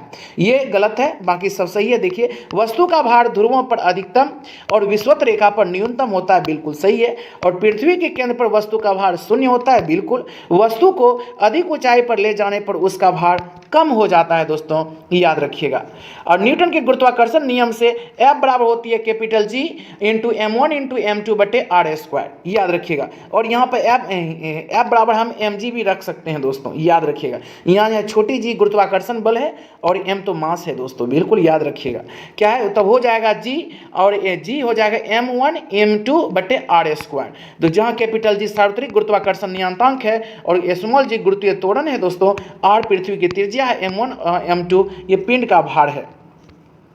तो याद रखिए, किसी वस्तु का भार ध्रुवों पर सर्वाधिक तथा विषुवत रेखा पर न्यूनतम होगा। वस्तु का भार ऊपर या नीचे जाने पर घटेगा, क्योंकि r का मान ऊपर जाने पर बढ़ेगा, तथा केंद्र पर किसी वस्तु का भार शून्य होगा दोस्तों, याद रखिएगा हमेशा। क्या नेक्स्ट है, यदि दो वस्तुओं के बीच की दूरी सामान्य दूरी से 6 गुना अधिक हो जाए तो F डैश हो जाता है। क्या हो जाता है F दोस्तों? तो याद रखिएगा, इसका राइट आंसर हो जाएगी 1/36 गुनी हो जाएगी। बिल्कुल दोस्तों, देखिए, यदि दो वस्तुओं के बीच की दूरी सामान्य दूरी से 6 गुना अधिक हो जाएगा। जब 6 गुना अधिक हो जाएगा दोस्तों, r यहाँ बिल्कुल 6 गुना अधिक है, तो बिल्कुल क्या हो जाएगा, 6 के 36 हो जाएगी, क्योंकि r² होती है ना दोस्तों। F बराबर क्या होती है, F बराबर होती है, सिंपल सी फॉर्मूला है, capital G into m1 into m2/r²। और ये r का मान दिया है दोस्तों 6 गुना। जब ये 6 गुना हो जाएगी, तो ये r का स्थान पर 6 रखेंगे तो 6 के 36 हो जाएगी। ऊपर में तो नहीं, कुछ तो 1 है ही दोस्तों, तो 1/36 गुना हो जाएगी। सी नंबर इसका राइट आंसर हो जाएगी, हमेशा याद रखिएगा। अब उसी को बताया गया है, माना दो वस्तु m1 और m2 और उनके बीच की दूरी r है गुरुत्वाकर्षण बल F बराबर होती है दोस्तों कैपिटल G m1 m2/r²। बिल्कुल सॉरी, थोड़ी सी तबीयत खराब है दोस्तों। जब दूरी 6 गुनी हो जाती है तो वस्तुओं के बीच लगने वाला बल F बराबर बिल्कुल 6, अगर 6 R रखेंगे तो बिल्कुल 6 6 के 36 हो जाएगी दोस्तों, याद रखिएगा। नेक्स्ट 656 नंबर देखिए, यदि दो वस्तुओं के बीच की दूरी सामान्य दूरी से 6 गुना अधिक हो जाए तो F बराबर क्या होगी। देखिए बीच की दूरी है, R के बारे में बताया जा रहा है दोस्तों। R अगर 6 गुना हो जाएगा तो आपको तो पता है दोस्तों, फार्मूला होती है F बराबर होती है capital G into M1 into M2 by R² होती है दोस्तों। और R के स्थान पर 6 गुना 6R अगर रखेंगे दोस्तों, 6R तो 6R का स्क्वायर हो जाएगा, 6 के 36 R² हो जाएगा दोस्तों, 1/6 के 36। तो इसका राइट आंसर हो जाएगा दोस्तों C नंबर, याद रखिएगा अच्छी तरह से। और ये किताबी भाषा में इस तरह दिया हुआ है, फार्मूला आपको इसे बिल्कुल याद रखनी है दोस्तों। F बराबर क्या होती है capital G into M1 into M2 by R²। अब इसी के बारे में दिया हुआ है। नेक्स्ट है 657 नंबर देखिए, किन्हीं दो स्थूल वस्तुओं के बीच लगने वाले आकर्षण बल को क्या कहते हैं। किन्हीं दो स्थूल वस्तुओं के बीच लगने वाले आकर्षण बल को क्या कहते हैं, तो याद रखिएगा दोस्तों, आकर्षण बल को बिल्कुल गुरुत्वाकर्षण बल कहते हैं दोस्तों, बिल्कुल गुरुत्वाकर्षण बल। अब इसके बारे में अच्छी तरह से देखिए, किन्हीं दो स्थूल वस्तुओं के बीच लगने वाले आकर्षण बल को गुरुत्वाकर्षण बल कहते हैं। गुरुत्वाकर्षण सिद्धांत का प्रतिपादन आइजैक न्यूटन ने किया। न्यूटन के गुरुत्वाकर्षण बल के अनुसार F बराबर होती है दोस्तों capital G into M1 into M2 by R² या फिर D²। D क्या यहाँ डिस्टेंस है दोस्तों, R अगर डिस्टेंस अगर वो सर्किल में रहेगा तब यहाँ हो जाएगा R, या देखिए R²। तो कैपिटल G गुरुत्वाकर्षण नियतांक है जिसका मान होता है दोस्तों 6.6734 इंटू 10⁻⁻11 न्यूटन मीटर स्क्वायर प्रति kg²। और याद रखिए M1 और M2 पिंड का द्रव्यमान होता है और D होता है दूरी। अगर दूरी नहीं है, अगर त्रिज्या है तो R² त्रिज्या हो जाती है दोस्तों। नेक्स्ट है 658 नंबर देखिए, कौन सा बल हमारे सौरमंडल की संरचना को बनाए रखता है। कौन सा बल हमारे सौरमंडल की संरचना को बनाए रखता है, तो बिल्कुल याद रखिएगा दोस्तों, गुरुत्वाकर्षण बल हमारे सौरमंडल की संरचना को बनाए रखता है। सौरमंडल में सूर्य और खगोलीय पिंड सम्मिलित है जो इस मंडल में एक दूसरे से गुरुत्वाकर्षण बल द्वारा बंधे होते हैं। सूर्य और उसकी परिक्रमा करते हुए क्षुद्र ग्रह और धूमकेतुओं से सौरमंडल का निर्माण होता है। हमारे सौरमंडल में 8 ग्रह है जिसमें बृहस्पति सबसे बड़ा तथा बुध सबसे छोटा होता है दोस्तों, और बृहस्पति का ही सबसे बड़ा उपग्रह भी है गैनीमेड। नेक्स्ट, निरंतर गुरुत्वाकर्षण का चिन्ह डैश है। निरंतर गुरुत्वाकर्षण का चिन्ह क्या है दोस्तों, तो बिल्कुल याद है कैपिटल G। और कैपिटल G का मान होता है 6.67 इंटू 10⁻⁻11 न्यूटन मीटर स्क्वायर प्रति kg²। छोटी g ये गुरुत्वीय त्वरण होती है दोस्तों।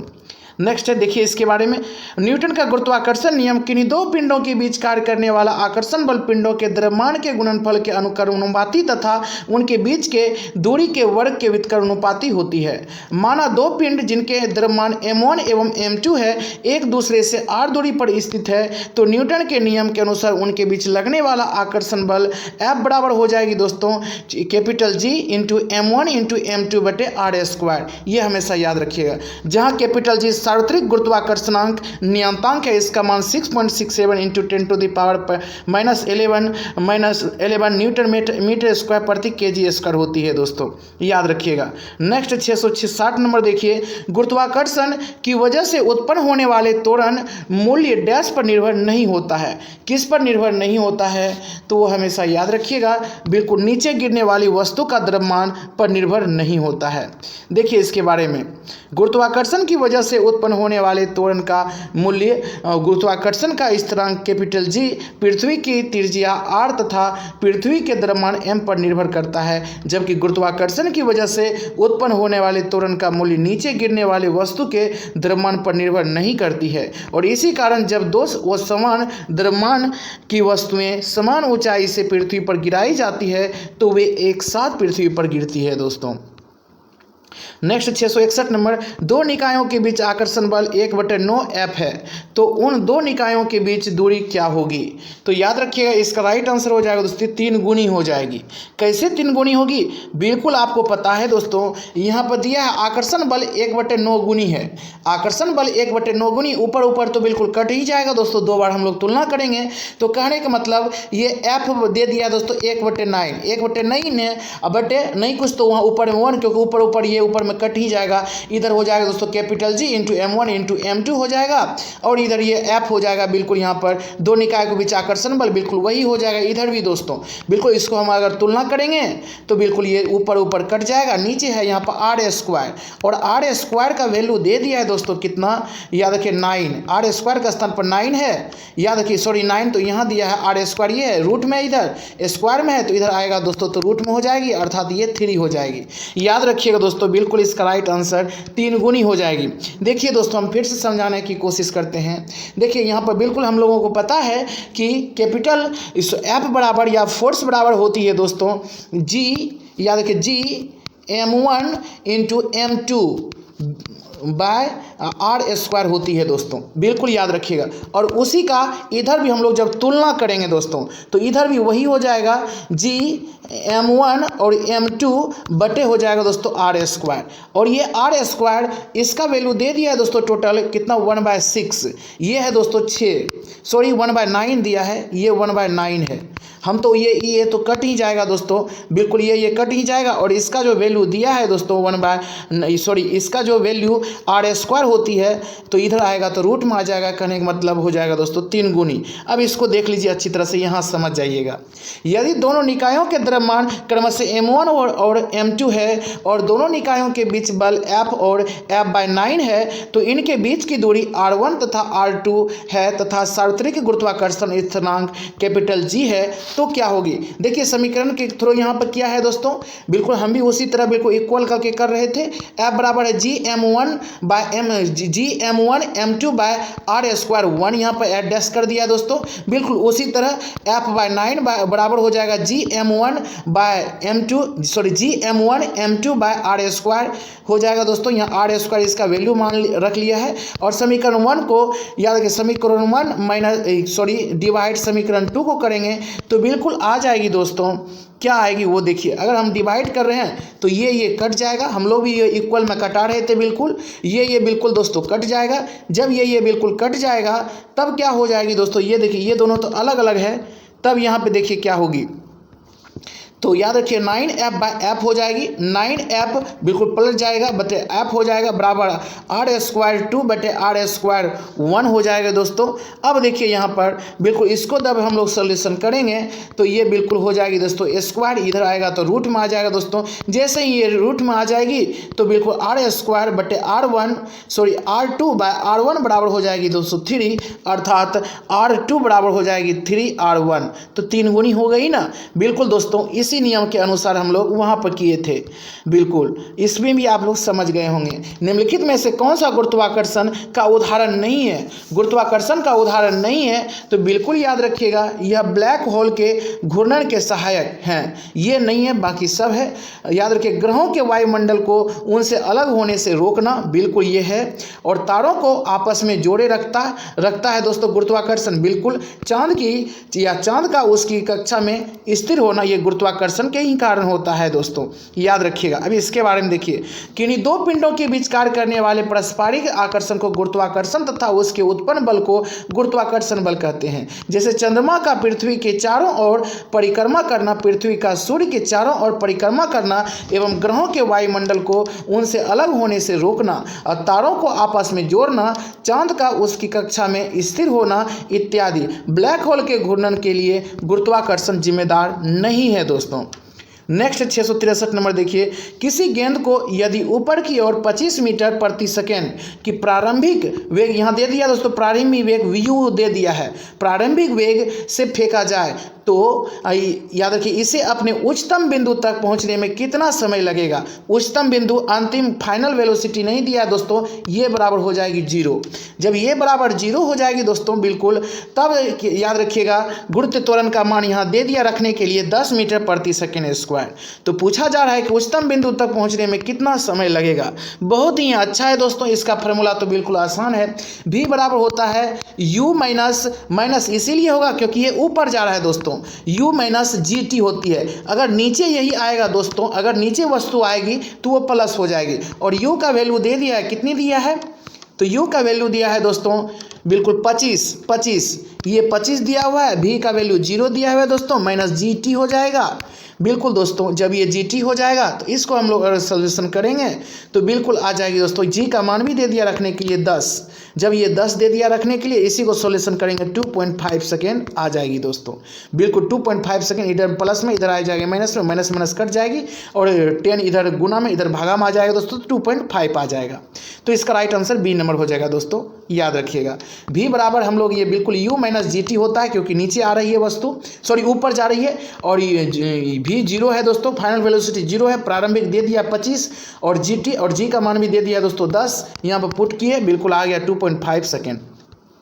नेक्स्ट चैप्टर है दोस्तों गुरुत्व और गुरुत्व के अधीन गति, gravity and motion under gravity. बहुत ये इंपॉर्टेंट है दोस्तों, वो देखिए। मुक्त रूप से गिरना केवल डैश में संभव है, मुक्त रूप से गिरना केवल डैश में संभव है। तो बिल्कुल याद रखिए निर्वात में दोस्तों संभव है मुक्त रूप से गिरना। निर्वात का मतलब हुआ कोई भी गैस, कोई भी बल कार्य नहीं कर रहा है। देखिए यहाँ निर्वात में कोई भी वस्तु मुक्त रूप से गिरती है क्योंकि वह वस्तु पर घर्षण का प्रभाव नहीं होती है दोस्तों। नेक्स्ट 665 नंबर, गुरुत्व बल डैश के बीच आकर्षण बल द्वारा परिभाषित होता है। तो याद रखिएगा इसका राइट आंसर हो जाएगी दोस्तों दो द्रव्यमानों के बीच। क्या गुरुत्व बल दो द्रव्यमानों के बीच आकर्षण बल द्वारा परिभाषित होती है। नेक्स्ट देखिए, न्यूटन के गुरुत्वाकर्षण नियम के अनुसार दो पिंडों के बीच एक आकर्षण बल कार्य करता है, अर्थात गुरुत्व बल वह आकर्षण बल है जिससे पृथ्वी किसी वस्तु को अपने केंद्र की ओर खींचती है। अर्थात गुरुत्व बल दो द्रव्यमानों अथवा पिंडों के मध्य आकर्षण बल द्वारा परिभाषित होती है। इस बल के कारण जो त्वरण स्मॉल जी उत्पन्न होता है उसे गुरुत्व त्वरण या गुरुत्व जनित त्वरण कहते हैं, जिसका मान होती है दोस्तों 9.8 मीटर प्रति सेकेंड स्क्वायर। नेक्स्ट 666 का देखिए, वह बिंदु जहां पर एक वस्तु का संपूर्ण भार कार्य करता है उसे डैश कहा जाता है। तो याद रखिए इसका राइट आंसर हो जाएगा दोस्तों गुरुत्वाकर्षण का केंद्र। वह बिंदु जहां पर एक वस्तु का संपूर्ण भार कार्य करता है उसे गुरुत्वाकर्षण का केंद्र कहते हैं। देखिए किसी वस्तु का गुरुत्व या गुरुत्वाकर्षण केंद्र वह बिंदु, चाहे वस्तु किसी भी स्थिति में रखी जाए, उस बिंदु पर वस्तु का समस्त भार कार्य करेगा दोस्तों। नेक्स्ट 667 नंबर देखिए, एक वस्तु का द्रव्यमान 10 kg है, पृथ्वी पर इसका भार क्या होगा। याद रखिएगा छोटी जी का मान 9.8 मीटर प्रति सेकंड बोल दिया रखने के लिए। सिंपल सी बात है दोस्तों, तो आपको तो पता ही है फार्मूला, बिल्कुल फार्मूला पता है कि भार बराबर दोस्तों हमेशा याद रखिए जब भार दिया हुआ है भार बराबर बिल्कुल होती है mg।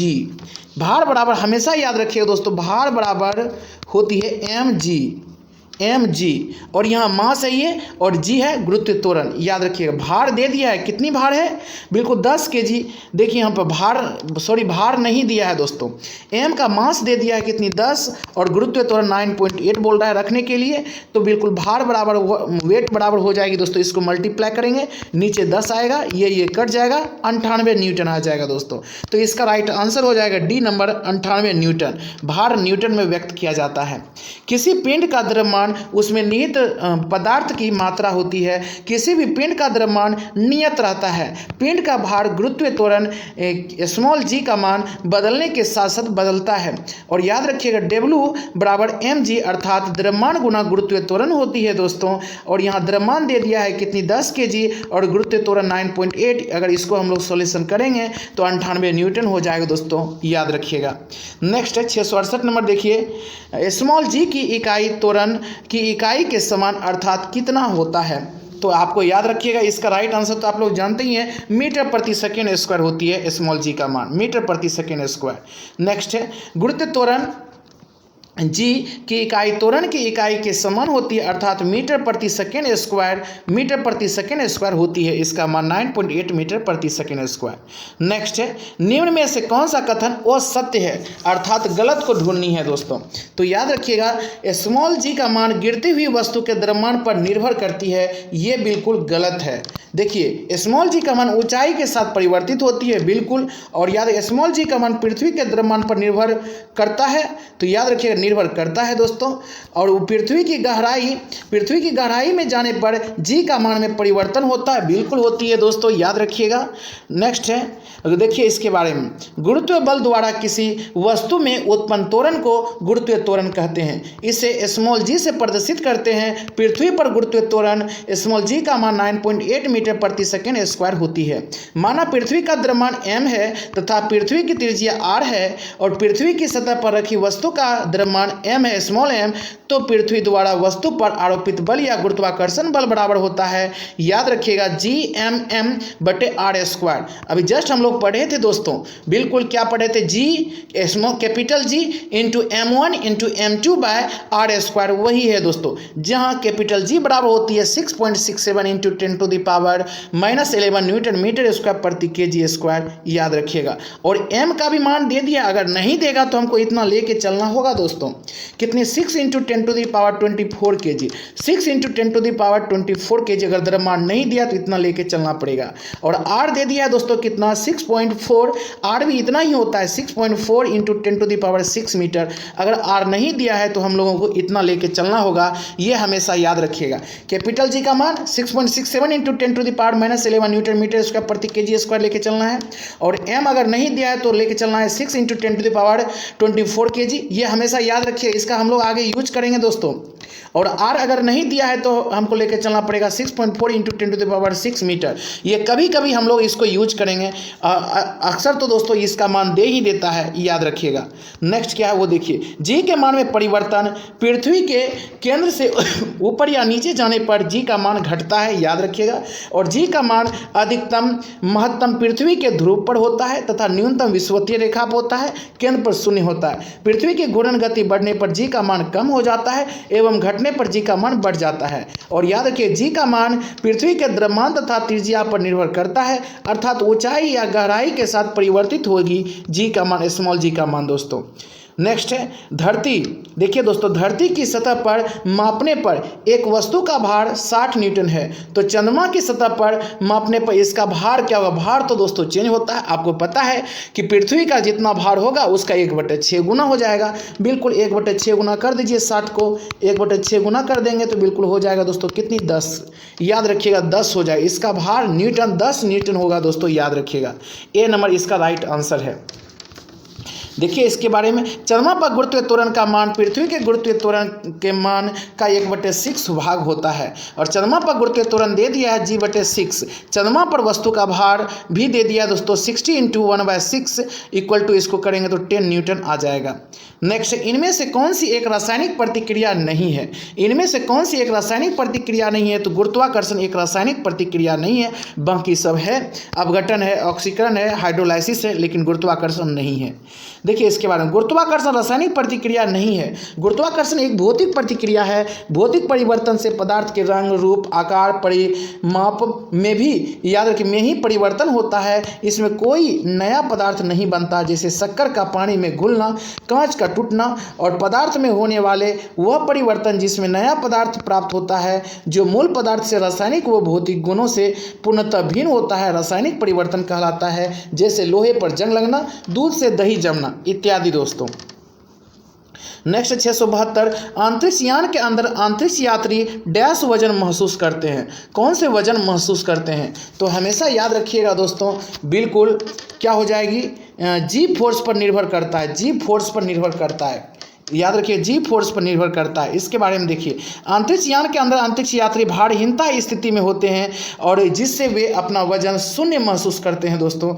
वजन अगर पूछा जाए, यहाँ वजन ही पूछा गया था, अगर वजन पूछा जाए, बिल्कुल वजन पूछा है तो तब तो शून्य हो जाएगा इसका राइट आंसर। याद रखिएगा दोस्तों, शून्य हो जाएगा इसका राइट आंसर, बिल्कुल शून्य होगा। अब देखिए इसके बारे में क्या हो जाएगा, शून्य बिल्कुल 100% सही है, शून्य होगा। देखिए इसके बारे में नेक्स्ट दोस्तों 673 नंबर हम लोग आगे पढ़ेंगे। गुरुत्व जी के कारण त्वरण क्या होगा? गुरुत्व जी के कारण त्वरण क्या होगा स्मॉल जी का? तो आप लोग जानते ही हैं, इसका राइट आंसर बिल्कुल दोस्तों क्या होगा?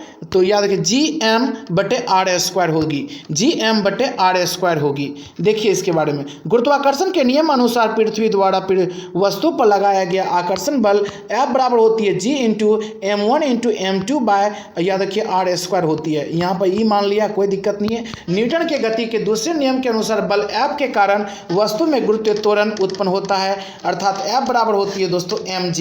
F बराबर क्या होती है? mg। समीकरण 1 और समीकरण 2 से देखिए क्या कहा गया है, बिल्कुल अगर निकाला गया है तो बिल्कुल Gm1 बाय क्या हो जाएगा? r², ये हो जाएगा। तथा गुरुत्वीय त्वरण G का मान 9.8 मीटर प्रति सेकेंड स्क्वायर होती है। ये तो आप लोग जानते ही हैं दोस्तों, इसमें कुछ नहीं था। यदि सूर्य, पृथ्वी और द्रव्यमान और उनके बीच की दूरी क्रमशः कैपिटल M, स्मॉल m और r है, तो सूर्य के गुरुत्वाकर्षण द्वारा सूर्य के चारों ओर पृथ्वी द्वारा एक परिक्रमण के लिए किया गया कार्य क्या होगी? तो याद रखिएगा इसका राइट आंसर होगा दोस्तों बिल्कुल 0 होगी, क्योंकि आपको पता है पृथ्वी एक सर्किल में ही घूमती रहती है। जब पृथ्वी एक सर्किल में ही घूमेगी दोस्तों तो विस्थापन डिस्प्लेसमेंट 0 हो जाएगा। जब डिस्प्लेसमेंट 0 हो जाएगा तो पूरा को वो 0 कर देगा दोस्तों। देखिए वही उसी के बारे में, कार्य बराबर होता है बल गुना विस्थापन होता है। और याद रखिएगा ये विस्थापन 0 है दोस्तों, क्योंकि वृत्ताकार पथ पर एक चक्कर लगाने पर पृथ्वी के द्वारा कुल तय विस्थापन 0 हो जाएगा दोस्तों, तो कार्य भी 0 ही होगी। नेक्स्ट 675 नंबर, पृथ्वी के केंद्र पर एक पिंड का भार होगा क्या? पृथ्वी के केंद्र पर एक पिंड का भार क्या होगा? तो याद रखिएगा 0 होगा दोस्तों। केंद्र पर तो 0 होता है, जबकि विषुवतीय रेखा या भूमध्य रेखा पर न्यूनतम होता है और याद रखिए ध्रुव पर अधिकतम होता है। पृथ्वी के केंद्र पर गुरुत्वीय त्वरण G बराबर 0 होगा, तो पृथ्वी के केंद्र पर भार m × g होगा दोस्तों, याद रखिएगा। और m × g भी होगा तो इसका भी मान 0 हो जाएगा। अतः पृथ्वी के केंद्र पर किसी वस्तु का भार 0 होगा, लेकिन वस्तु का द्रव्यमान कभी भी 0 नहीं होगा। द्रव्यमान चेंज नहीं होता है दोस्तों। और ध्रुवों पर स्मॉल g का मान अधिकतम तथा विषुवत रेखा पर न्यूनतम होता है, केंद्र पर 0 होता है। नेक्स्ट देखिए न्यूमेरिकल, बहुत ही अच्छी तरह से इसको समझिए। चंद्रमा पर g का मान पृथ्वी पर g के मान का 1/6 है, बिल्कुल है। यदि कोई व्यक्ति पृथ्वी पर 1.5 मीटर ऊंचा छलांग लगाता है तो चंद्रमा पर वह कितनी ऊंचा तक छलांग लगाएगा? तो बिल्कुल दोस्तों याद रखिएगा 1/6 गुना है, ऊपर में 1/6 गुना है और ये पृथ्वी पर 1.5 ये लगाता है दोस्तों, बिल्कुल 1/6 गुना है, तो इसको 6 से गुना कर देंगे, इतना ज़्यादा वहाँ पर छलांग लगाएगा। 15 × 90 अर्थात दोस्तों 9 मीटर ये लगाएगा दोस्तों। इसका राइट आंसर बी नंबर हो जाएगा दोस्तों। 676 का क्या हो जाएगा? बी नंबर, बिल्कुल बी नंबर है। अब देखिए, यदि पृथ्वी एवं चंद्रमा पर उछलने के लिए प्रारंभिक वेग एवं अंतिम वेग u1 और u2 एवं v1 v2 है, तो बिल्कुल इतना ये बिल्कुल किताबी भाषा में दिया हुआ है दोस्तों। अब हम तो लोग तो निकाल ही दिए बिल्कुल। नेक्स्ट 677 नंबर देखिए, पृथ्वी की सतह द्रव्यमान m और त्रिज्या r पर गुरुत्वाकर्षण के कारण त्वरण डैश के अनुपातिक होता है। तो याद रखिएगा इसका राइट आंसर हो जाएगा दोस्तों m/r² होता है, m/r²। और एक बात बताना चाहते हैं दोस्तों, आज जो है हम वीडियो बना रहे हैं बिल्कुल रात में बना रहे हैं दोस्तों, बिल्कुल किसी की शादी में हम बिल्कुल व्यस्त थे बिल्कुल पूरी दिन दोस्तों, और अभी हो रहा है 2 बज रहा है रात में दोस्तों, और 2 बजे हम बिल्कुल वीडियो बना रहे हैं। बिल्कुल दोस्तों आप लोग घबराइए नहीं, हम कोशिश हमेशा करते रहेंगे दोस्तों कि वीडियो पर डे देने का दोस्तों, बिल्कुल याद रखिएगा। और थोड़ी सी ये हरासमेंट है, नींद भी आ रही है दोस्तों, और पूरी दिन बिल्कुल इधर उधर किए हैं तो थोड़ी हरासमेंट है, जिसके कारण थोड़ी बहुत दिक्कत होती होगी, तो आप लोग थोड़ी सी संभाल लीजिएगा। नेक्स्ट है ये, इसके बारे में देखिए, पृथ्वी की सतह पर द्रव्यमान me और त्रिज्या re, गुरुत्वाकर्षण के कारण त्वरण g का मान me/re का स्क्वायर अनुपातिक होगी दोस्तों, बस और कुछ नहीं। g है गुरुत्वाकर्षण नियतांक, और याद रखिए कैपिटल G, स्मॉल g है गुरुत्वीय त्वरण है दोस्तों, और me पृथ्वी का द्रव्यमान है, और याद रखिएगा re पृथ्वी की त्रिज्या है। मान लें एक काल्पनिक ग्रह जिसका द्रव्यमान पृथ्वी के आधे के बराबर और त्रिज्या 1/3 के बराबर है। यदि पृथ्वी की त्रिज्या पर गुरुत्वाकर्षण के कारण त्वरण g है तो उस ग्रह पर गुरुत्वाकर्षण के कारण त्वरण कितना होगा दोस्तों। इसका तो राइट आंसर 9/2 ग्राम है। कैसे आया वो अच्छी तरह से देखिए। यदि पृथ्वी का द्रव्यमान me वो त्रिज्या RE है तथा पृथ्वी पर गुरुत्वीय त्वरण g तथा काल्पनिक ग्रह पर g1 है एवं सार्वभौमिक गुरुत्वाकर्षण स्थिरांक कैपिटल G है, तब स्मॉल g बराबर होती है दोस्तों gm/r²। ये होती है दोस्तों। और ये दे दिया है द्रव्यमान आधी है तो हम लोग द्रव्यमान को बिल्कुल आधी कर दिए और त्रिज्या है दोस्तों 1/3, त्रिज्या को 1/3 कर दिए। बिल्कुल त्रिज्या है ना ये, इसको 1/3 कर दिए। अब देखिए जब 1/3 करेंगे दोस्तों तो बिल्कुल याद रखिए ऊपर में वो 2 ही आ जाएगा। ये बिल्कुल स्क्वायर है, ये बिल्कुल स्क्वायर में है तो 3×3 9 हो जाएगा दोस्तों। 3×3 क्या होगा 9 गुनी 9 हो गया बिल्कुल। तो g1 बराबर क्या हो जाएगी 9/2 gme/r² हो जाएगी दोस्तों। अर्थात इसका मान कितना है 9/2 हो जाएगी। बिल्कुल दोस्तों याद रखिएगा 9/2 g हो जाएगी इंटू में बी नंबर इसका राइट आंसर है। आप लोग कॉपी पर कीजिएगा, समझ जाइएगा दोस्तों। शुरू में सभी चीज़ डिफिकल्ट लगती है और थोड़ी बहुत तो समझ में आती है। जब 1-2 बार करते हैं तो बिल्कुल अच्छी तरह से समझ में आ जाएगी। नेक्स्ट मान लें एक काल्पनिक ग्रह जिसका द्रव्यमान और त्रिज्या दोनों पृथ्वी के आधे के बराबर है। ठीक है, यदि पृथ्वी की सतह पर गुरुत्वाकर्षण के कारण त्वरण g है तो उस ग्रह पर गुरुत्वाकर्षण के कारण त्वरण कितना होगा। बस दोस्तों बहुत ही आसान है, इसको कुछ नहीं इसमें देखिए क्या करना है वो देखिए। पहला नंबर तो हम लोग जानते हैं कि g बराबर अभी जस्ट हम लोग निकाले थे दोस्तों, तो gm/r²। बिल्कुल ये सिंपल है दोस्तों। और उसके बाद यहाँ पर दे दिया गया क्वेश्चंस में क्या या द्रव्यमान और त्रिज्या दोनों आधी है। द्रव्यमान भी आधी है और त्रिज्या भी आधी है। जब द्रव्यमान आधी है दोस्तों तो द्रव्यमान आधी है तो ये क्या हो जाएगी, तो ये हो जाएगी बटे में 2 और ये क्या हो जाएगी, ये भी आधी है, ये भी हो जाएगी दोस्तों r²। याद रखिएगा तब ये हो जाएगी, तब क्या मान आएगा, तब आ जाएगी मान दोस्तों। अब देखिए कटाना है, जो कटेगा काट देंगे। तो बिल्कुल यहाँ पर देखिए ठीक है, तो यहाँ पर देखिए दोस्तों तो 2 × gm/r² आ जाएगा दोस्तों। r² इसीलिए आ जाएगा क्योंकि यहाँ भी 2 है और यहाँ भी 2 है, इसमें कॉमन ले लिए दोस्तों। यहाँ पे कॉमन ले लिए तो आ गया कितना, तो 2 × gm/r² आ गया। देखिए इसको समझने में दिक्कत आ रही होगी, यहाँ समझ जाइए। पृथ्वी पर गुरुत्वीय त्वरण g का मान gm/r² है।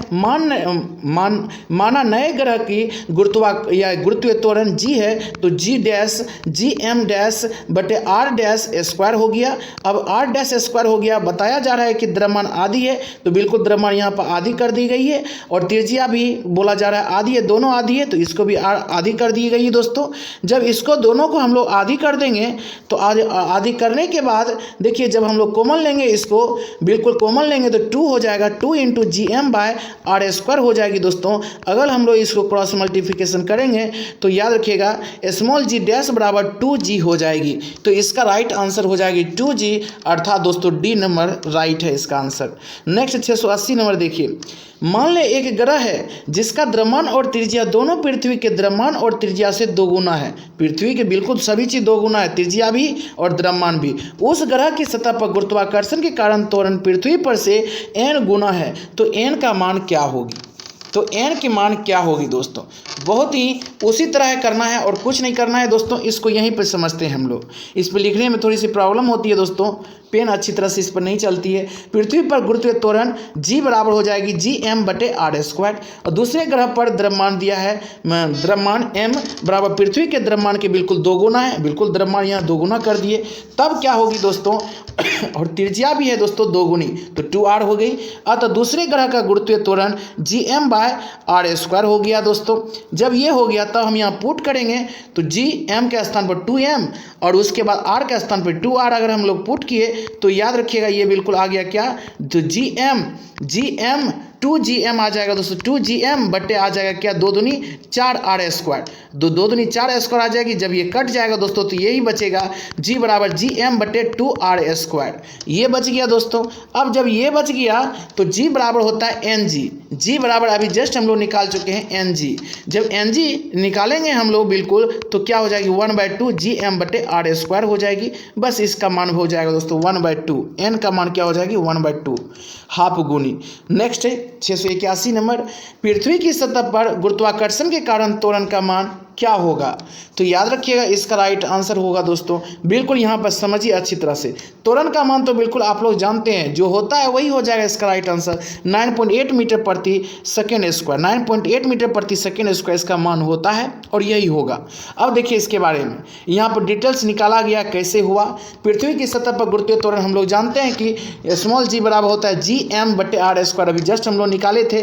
कैपिटल G का मान होता है 6.67 इंटू 10⁻11 न्यूटन मीटर स्क्वायर प्रति kg स्क्वायर, और इससे पहले हम बता चुके हैं दोस्तों m का मान अगर नहीं दिया है तो हम लोगों को पुट करके निकालना पड़ेगा, 5.97 इंटू 10⁻24 kg लेके चलना पड़ेगा। और r भी नहीं दिया है, कुछ यहाँ पे दिया है, हम लोग ऐसे ही पुट कर रहे हैं, तो 6.4 इंटू 10⁻6 मीटर लेके चलना है। जब ये हम बिल्कुल करेंगे दोस्तों, इसको कटाएंगे, कटा उठा के जब बिल्कुल आ जाएगा इसका राइट आंसर दोस्तों 9.8 मीटर प्रति सेकेंड स्क्वायर। नेक्स्ट गुरुत्वीय त्वरण जी डैश पर निर्भर नहीं करता, किस पर निर्भर नहीं करता, गुरुत्वाकर्षण जी किस पर निर्भर नहीं करता है दोस्तों। तो याद रखिएगा इसका राइट आंसर होगा गिरने वाली वस्तु के द्रव्यमान पर निर्भर नहीं करता है। देखिए जब भिन्न भिन्न द्रव्यमानों की दो वस्तुओं को मुक्त रूप से वायु की अनुपस्थिति में ऊपर से नीचे गिराया जाता है तो दोनों वस्तुएं जमीन पर एक साथ गिरती है, क्योंकि गुरुत्वीय त्वरण जी स्मॉल g बराबर gm बटे r² होता है का मान गिरने वाली वस्तु के द्रव्यमान पर निर्भर नहीं करती है दोस्तों, इसीलिए। नेक्स्ट देखिए 683 नंबर, पृथ्वी पर किसी वस्तु का भार 200 न्यूटन है, ठीक है, और द्रव्यमान कितना 20 kg है, तो गुरुत्वीय त्वरण का मान क्या होगा। और इससे जो सेकंड पार्ट जो हम लोग अपलोड किए थे दोस्तों, उसमें आप लोग अच्छी तरह से फार्मूला आप लोग पढ़े होंगे। क्या फार्मूला पढ़े होंगे, भार बराबर क्या होता है दोस्तों, वेट बराबर होती है द्रव्यमान m इंटू गुरुत्वीय त्वरण m इंटू g होती है, सीधी सी बात और कुछ नहीं।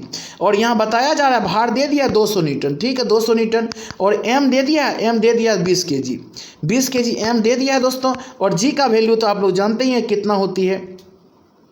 अच्छा गुरुत्वीय त्वरण का मान निकालना है, ठीक है, गुरुत्वीय त्वरण का मान लेके आएंगे। ये बिल्कुल ये कट गया, ये हो गया 10, तो गुरुत्वीय त्वरण का मान क्या आ गया दोस्तों 10 आ गया।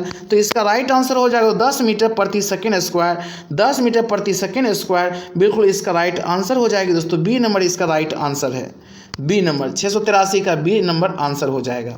नेक्स्ट है देखिए इसके बारे में, भार बराबर द्रव्यमान गुना गुरुत्वीय त्वरण होती है, ये तो आप लोग जानते ही हैं। गुरुत्वीय त्वरण बराबर हो जाएगी भार बटे द्रव्यमान। भार दिया है दोस्तों कितना 200 न्यूटन और द्रव्यमान दिया है 20 kg, इसी को हम लोग सॉल्यूशन करेंगे तो 10 मीटर प्रति सेकेंड स्क्वायर आ जाएगा। नेक्स्ट 684 नंबर देखिए, एक ग्रह मान लें जिसका द्रव्यमान और त्रिज्या पृथ्वी के द्रव्यमान और त्रिज्या का 1/3 है। यदि पृथ्वी पर गुरुत्वाकर्षण के कारण त्वरण का मान g है तो ग्रह पर इसका मान क्या होगा, ग्रह पर इसका मान क्या होगा। तो याद रखिएगा इसका राइट आंसर देखिए कैसे निकालेंगे। तो इसका तो राइट आंसर हो जाएगी दोस्तों डी नंबर 3g हो जाएगा। अब देखिए इसके बारे में, यदि पृथ्वी पर गुरुत्वाकर्षण बल के कारण उत्पन्न त्वरण g एवं अज्ञात ग्रह पर g1 है एवं पृथ्वी का द्रव्यमान me तथा पृथ्वी की त्रिज्या re है तथा सार्वभौमिक गुरुत्वाकर्षण स्थिरांक g है, तो हो जाता है दोस्तों स्मॉल g बराबर gm बटे r² होती है, ये हमेशा याद रखना है। और अज्ञात ग्रह के लिए तो बताया जा रहा है कितनी दोस्तों, m बिल्कुल क्या है तो 1/3 है, बिल्कुल बताया गया, और r भी 1/3 है। अगर हम लोग इसको सॉल्यूशन करेंगे तो बिल्कुल आ जाएगा दोस्तों। और यहीं पर कटाएंगे तो कटा भी दे सकते हैं, नहीं कटाएंगे तो कोई दिक्कत नहीं है, कटा ही देते हैं। तो यहाँ अगर हम लोग कटा देंगे तो 1 ये हो जाएगा 3 हो जाएगी दोस्तों। ऐसे यहाँ पर नहीं कटाया जाता है, तो g बराबर हो जाएगी 3gm बटे r² हो जाएगी। समीकरण 1 और समीकरण 2 से आ जाएगा g बराबर 3g दोस्तों, कॉपी पे कीजिएगा आ जाएगा। नेक्स्ट 685 नंबर, चंद्रमा की सतह से लाए गए चट्टान पर क्या असर होगा। तो आपको पता है उसका तो वेट बदल जाएगा लेकिन द्रव्यमान वही रहेगा। तो देखिए इसका राइट आंसर क्या हो जाएगी दोस्तों, बिल्कुल ए नंबर, इसका भार में परिवर्तन होगा लेकिन द्रव्यमान में कोई परिवर्तन नहीं होगा। चंद्रमा पर गुरुत्वीय त्वरण जी का मान पृथ्वी पर गुरुत्वीय त्वरण के मान के 1/6 होता है, अतः चंद्रमा की सतह से लाए गए चट्टान पर उसके भार में परिवर्तन होगा दोस्तों। द्रव्यमान में कोई परिवर्तन नहीं होता है। जब दो अंडों को किसी निश्चित ऊंचाई से इस प्रकार गिराया जाता है कि एक अंडा पक्के फर्श पर और दूसरा तकिए पर गिरता है, तो निम्न में से कौन संभावित परिणाम नहीं होगा? कौन नहीं होगा? तो याद रखिएगा दोस्तों, इसका राइट आंसर होगा दोनों अंडे टूट जाएंगे या नहीं होगा। क्यों नहीं होगा इसको अच्छी तरह से देखिए, और बाकी सब होगा। विभिन्न ऊंचाइयों से गिराई गई वस्तुओं पर भिन्न स्तर के बल लगते हैं, बिल्कुल। और पक्के फर्श पर गिरने वाले अंडे टूट जाएंगे क्योंकि एक छोटे समयांतराल के लिए इस पर एक विस्तृत बल कार्य करता है, ये बिल्कुल होगा। और तकिए पर गिरने वाले अंडा नहीं टूटेगा क्योंकि अंडे पर लंबे समय के लिए छोटा बल कार्य करता है। अब इसके बारे में देखिए क्या है। जब दो अंडों को किसी निश्चित ऊंचाई से एक प्रकार गिराया जाता है कि एक अंडे पक्के फर्श पर और दूसरा तकिए पर गिरता है, तो क्या होगा? ये देखिए, पक्के फर्श पर गिरने वाला अंडा टूट जाएगा क्योंकि एक छोटे समयांतराल के लिए इस पर एक विस्तृत बल कार्य करता है। और तकिए पर गिरने वाला अंडा नहीं टूटेगा क्योंकि अंडे पर लंबे समय के लिए छोटा बल कार्य करेगा दोस्तों। और विभिन्न ऊंचाई से गिराई गई वस्तु पर भिन्न स्तर के बल लगते हैं, ये याद रखें। दोनों अंडे टूट जाएंगे, ये संभावित परिणाम तो गलत ही है। नेक्स्ट 687 नंबर, किसी वस्तु का भार सर्वाधिक होता है कब? किसी वस्तु का भार सर्वाधिक होगी, आपको पता है ध्रुवों पर सर्वाधिक होगी, विषुवतीय रेखा पर न्यूनतम होगी या भूमध्य रेखा पर न्यूनतम होगी, लेकिन केंद्र पर 0 हो जाएगी।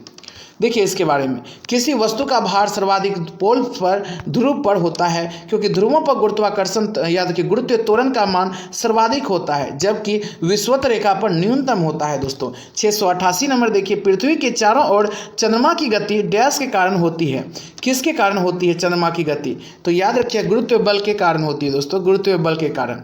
देखिए, पृथ्वी के चारों ओर चंद्रमा की गति गुरुत्वीय बल के कारण होती है। चंद्रमा की सतह और आंतरिक संरचना के अध्ययन को या सेलेनोलॉजी कहा जाता है। सर्वप्रथम न्यूटन ने गुरुत्वाकर्षण बल का प्रतिपादन किया। गुरुत्वाकर्षण बल के कारण संसार के प्रत्येक कण आपस में एक दूसरे की ओर आकर्षित होते हैं दोस्तों। नेक्स्ट 689 नंबर देखिए, किसी वस्तु पर पृथ्वी की सतह पर द्रव्यमान कितना 60 kg है, तो चंद्रमा पर इसका द्रव्यमान कितना होगा? द्रव्यमान तो उतनी ही होगी दोस्तों, 60 kg ही, लेकिन वेट रहता तो वो चेंज हो जाता दोस्तों।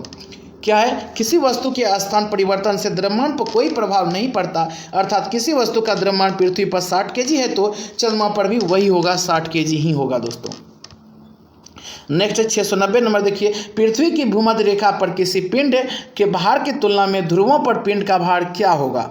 तो आपको पता है ध्रुवों पर पिंड का भार अधिकतम होगा, तो इसका राइट आंसर होगा दोस्तों सी नंबर, ध्रुवों पर पिंड का भार भूमध्य रेखा पर अपने भार से अधिक होगी दोस्तों। नेक्स्ट देखिए, चूंकि आपको पता है कि बिल्कुल क्या होती है, जी समानुपात R बाय बिल्कुल 1/r रिवर्स होती है, याद रखिए। अतः भूमध्य रेखा पर गुरुत्वीय त्वरण जी का मान सबसे कम वो ध्रुवों पर सर्वाधिक होता है और जी का मान 9.8 मीटर प्रति सेकेंड स्क्वायर होता है, जो 45 डिग्री अक्षांश तथा समुद्र तल पर निकाला गया है दोस्तों।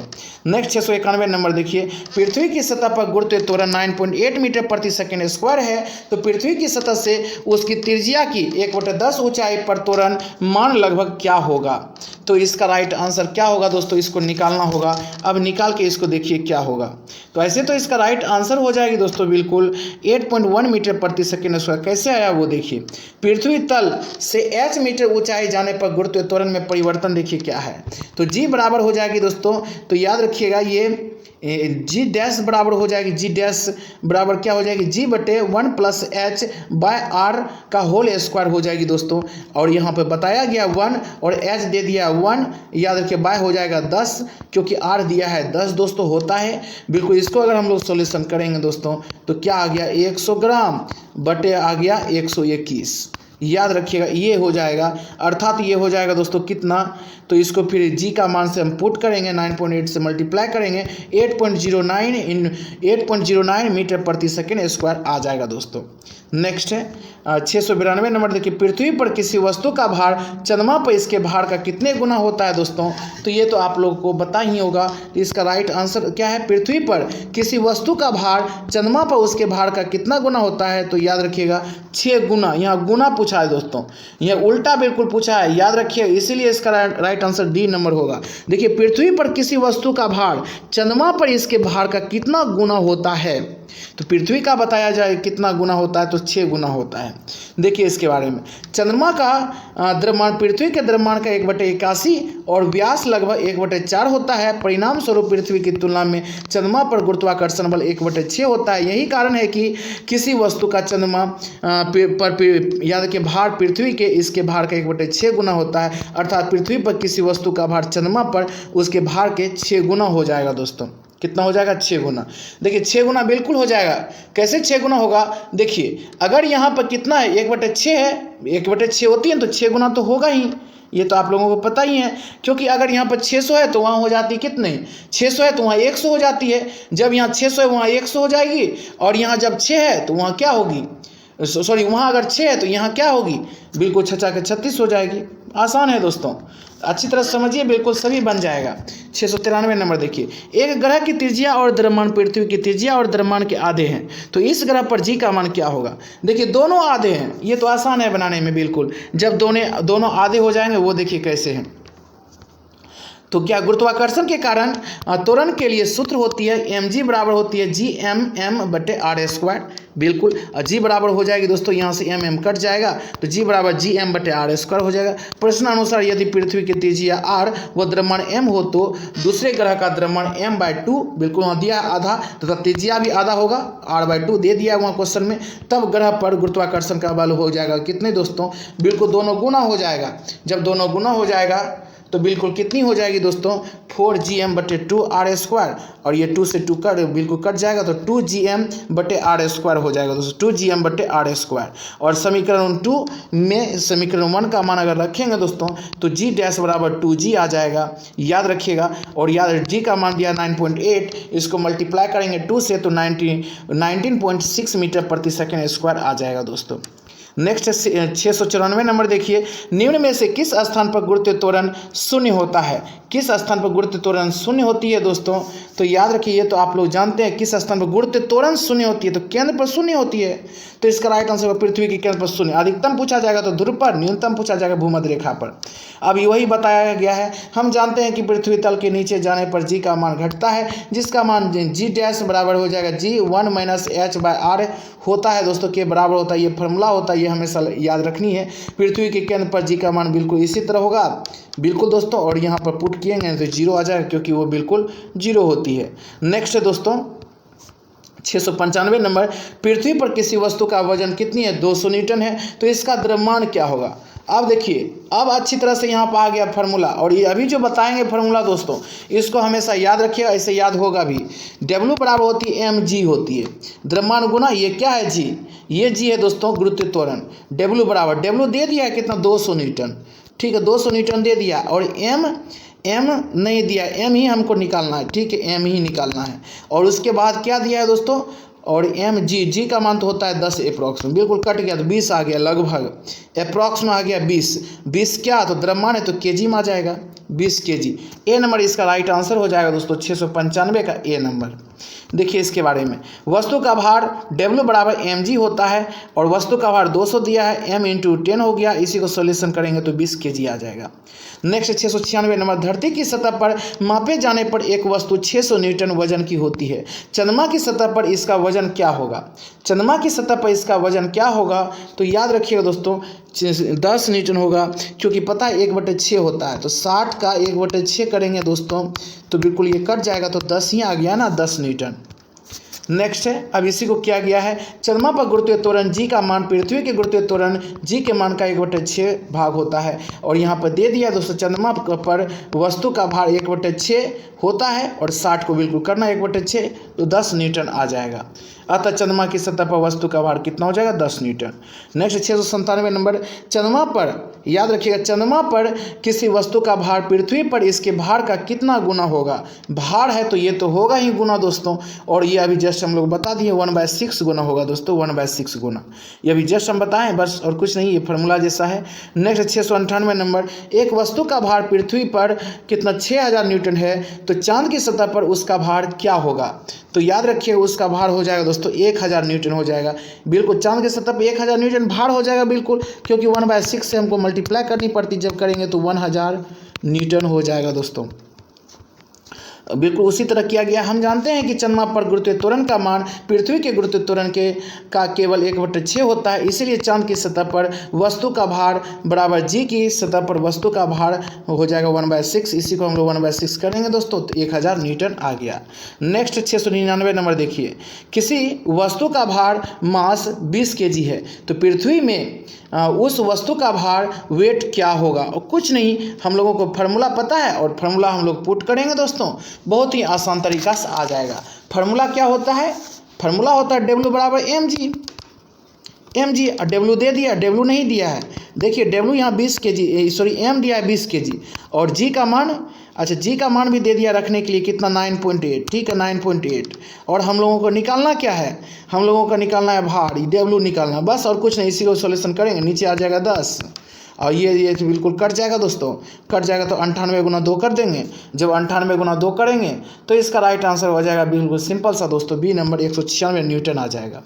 नेक्स्ट देखिए 700 नंबर क्या है, उस वस्तु का द्रव्यमान क्या होगा जिसका भार पृथ्वी पर 196 न्यूटन है? तो जी का मान 9.8 मीटर प्रति सेकेंड स्क्वायर है दोस्तों। बस सिंपल सा वही फार्मूला लगाना और कोई फार्मूला नहीं, वही फार्मूला से आ जाएगी दोस्तों। तो हम लोगों को पता है कि W बराबर होती है m इंटू जी, और W दे दिया है कितना, तो 196 न्यूटन, और m दे दिया, m ही तो निकालना है जिसका भार, ठीक है द्रव्यमान m निकालना है, गुना जी का वैल्यू दे दिया 9.8, ठीक है 9.8 दिया, नीचे आ गया 10 से ये मल्टीप्लाई होगी दोस्तों, तो 1 0 और बढ़ जाएगा। इसी को सॉल्यूशन करेंगे तो बिल्कुल राइट आंसर आ जाएगी दोस्तों, कितनी, अभी जस्ट हम लोग निकाले हैं 20 kg आ जाएगी, 20 kg, याद रखिए 20 kg।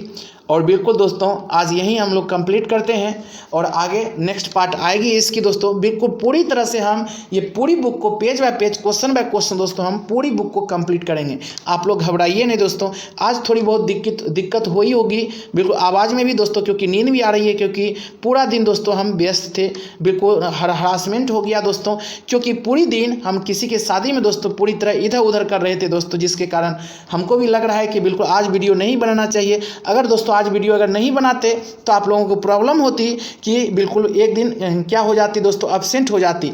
तो हम ऐसा नहीं किए दोस्तों, कोशिश किए वीडियो देने की, थोड़ी बहुत अगर कहीं कहीं गलती आई होगी तो उससे दोस्तों बिल्कुल रोक दीजिएगा बिल्कुल दोस्तों, और अच्छी तरह से समझ लीजिएगा दोस्तों। आगे वीडियो जब आएगी तो उसमें हम अच्छी तरह से स्पष्ट करेंगे।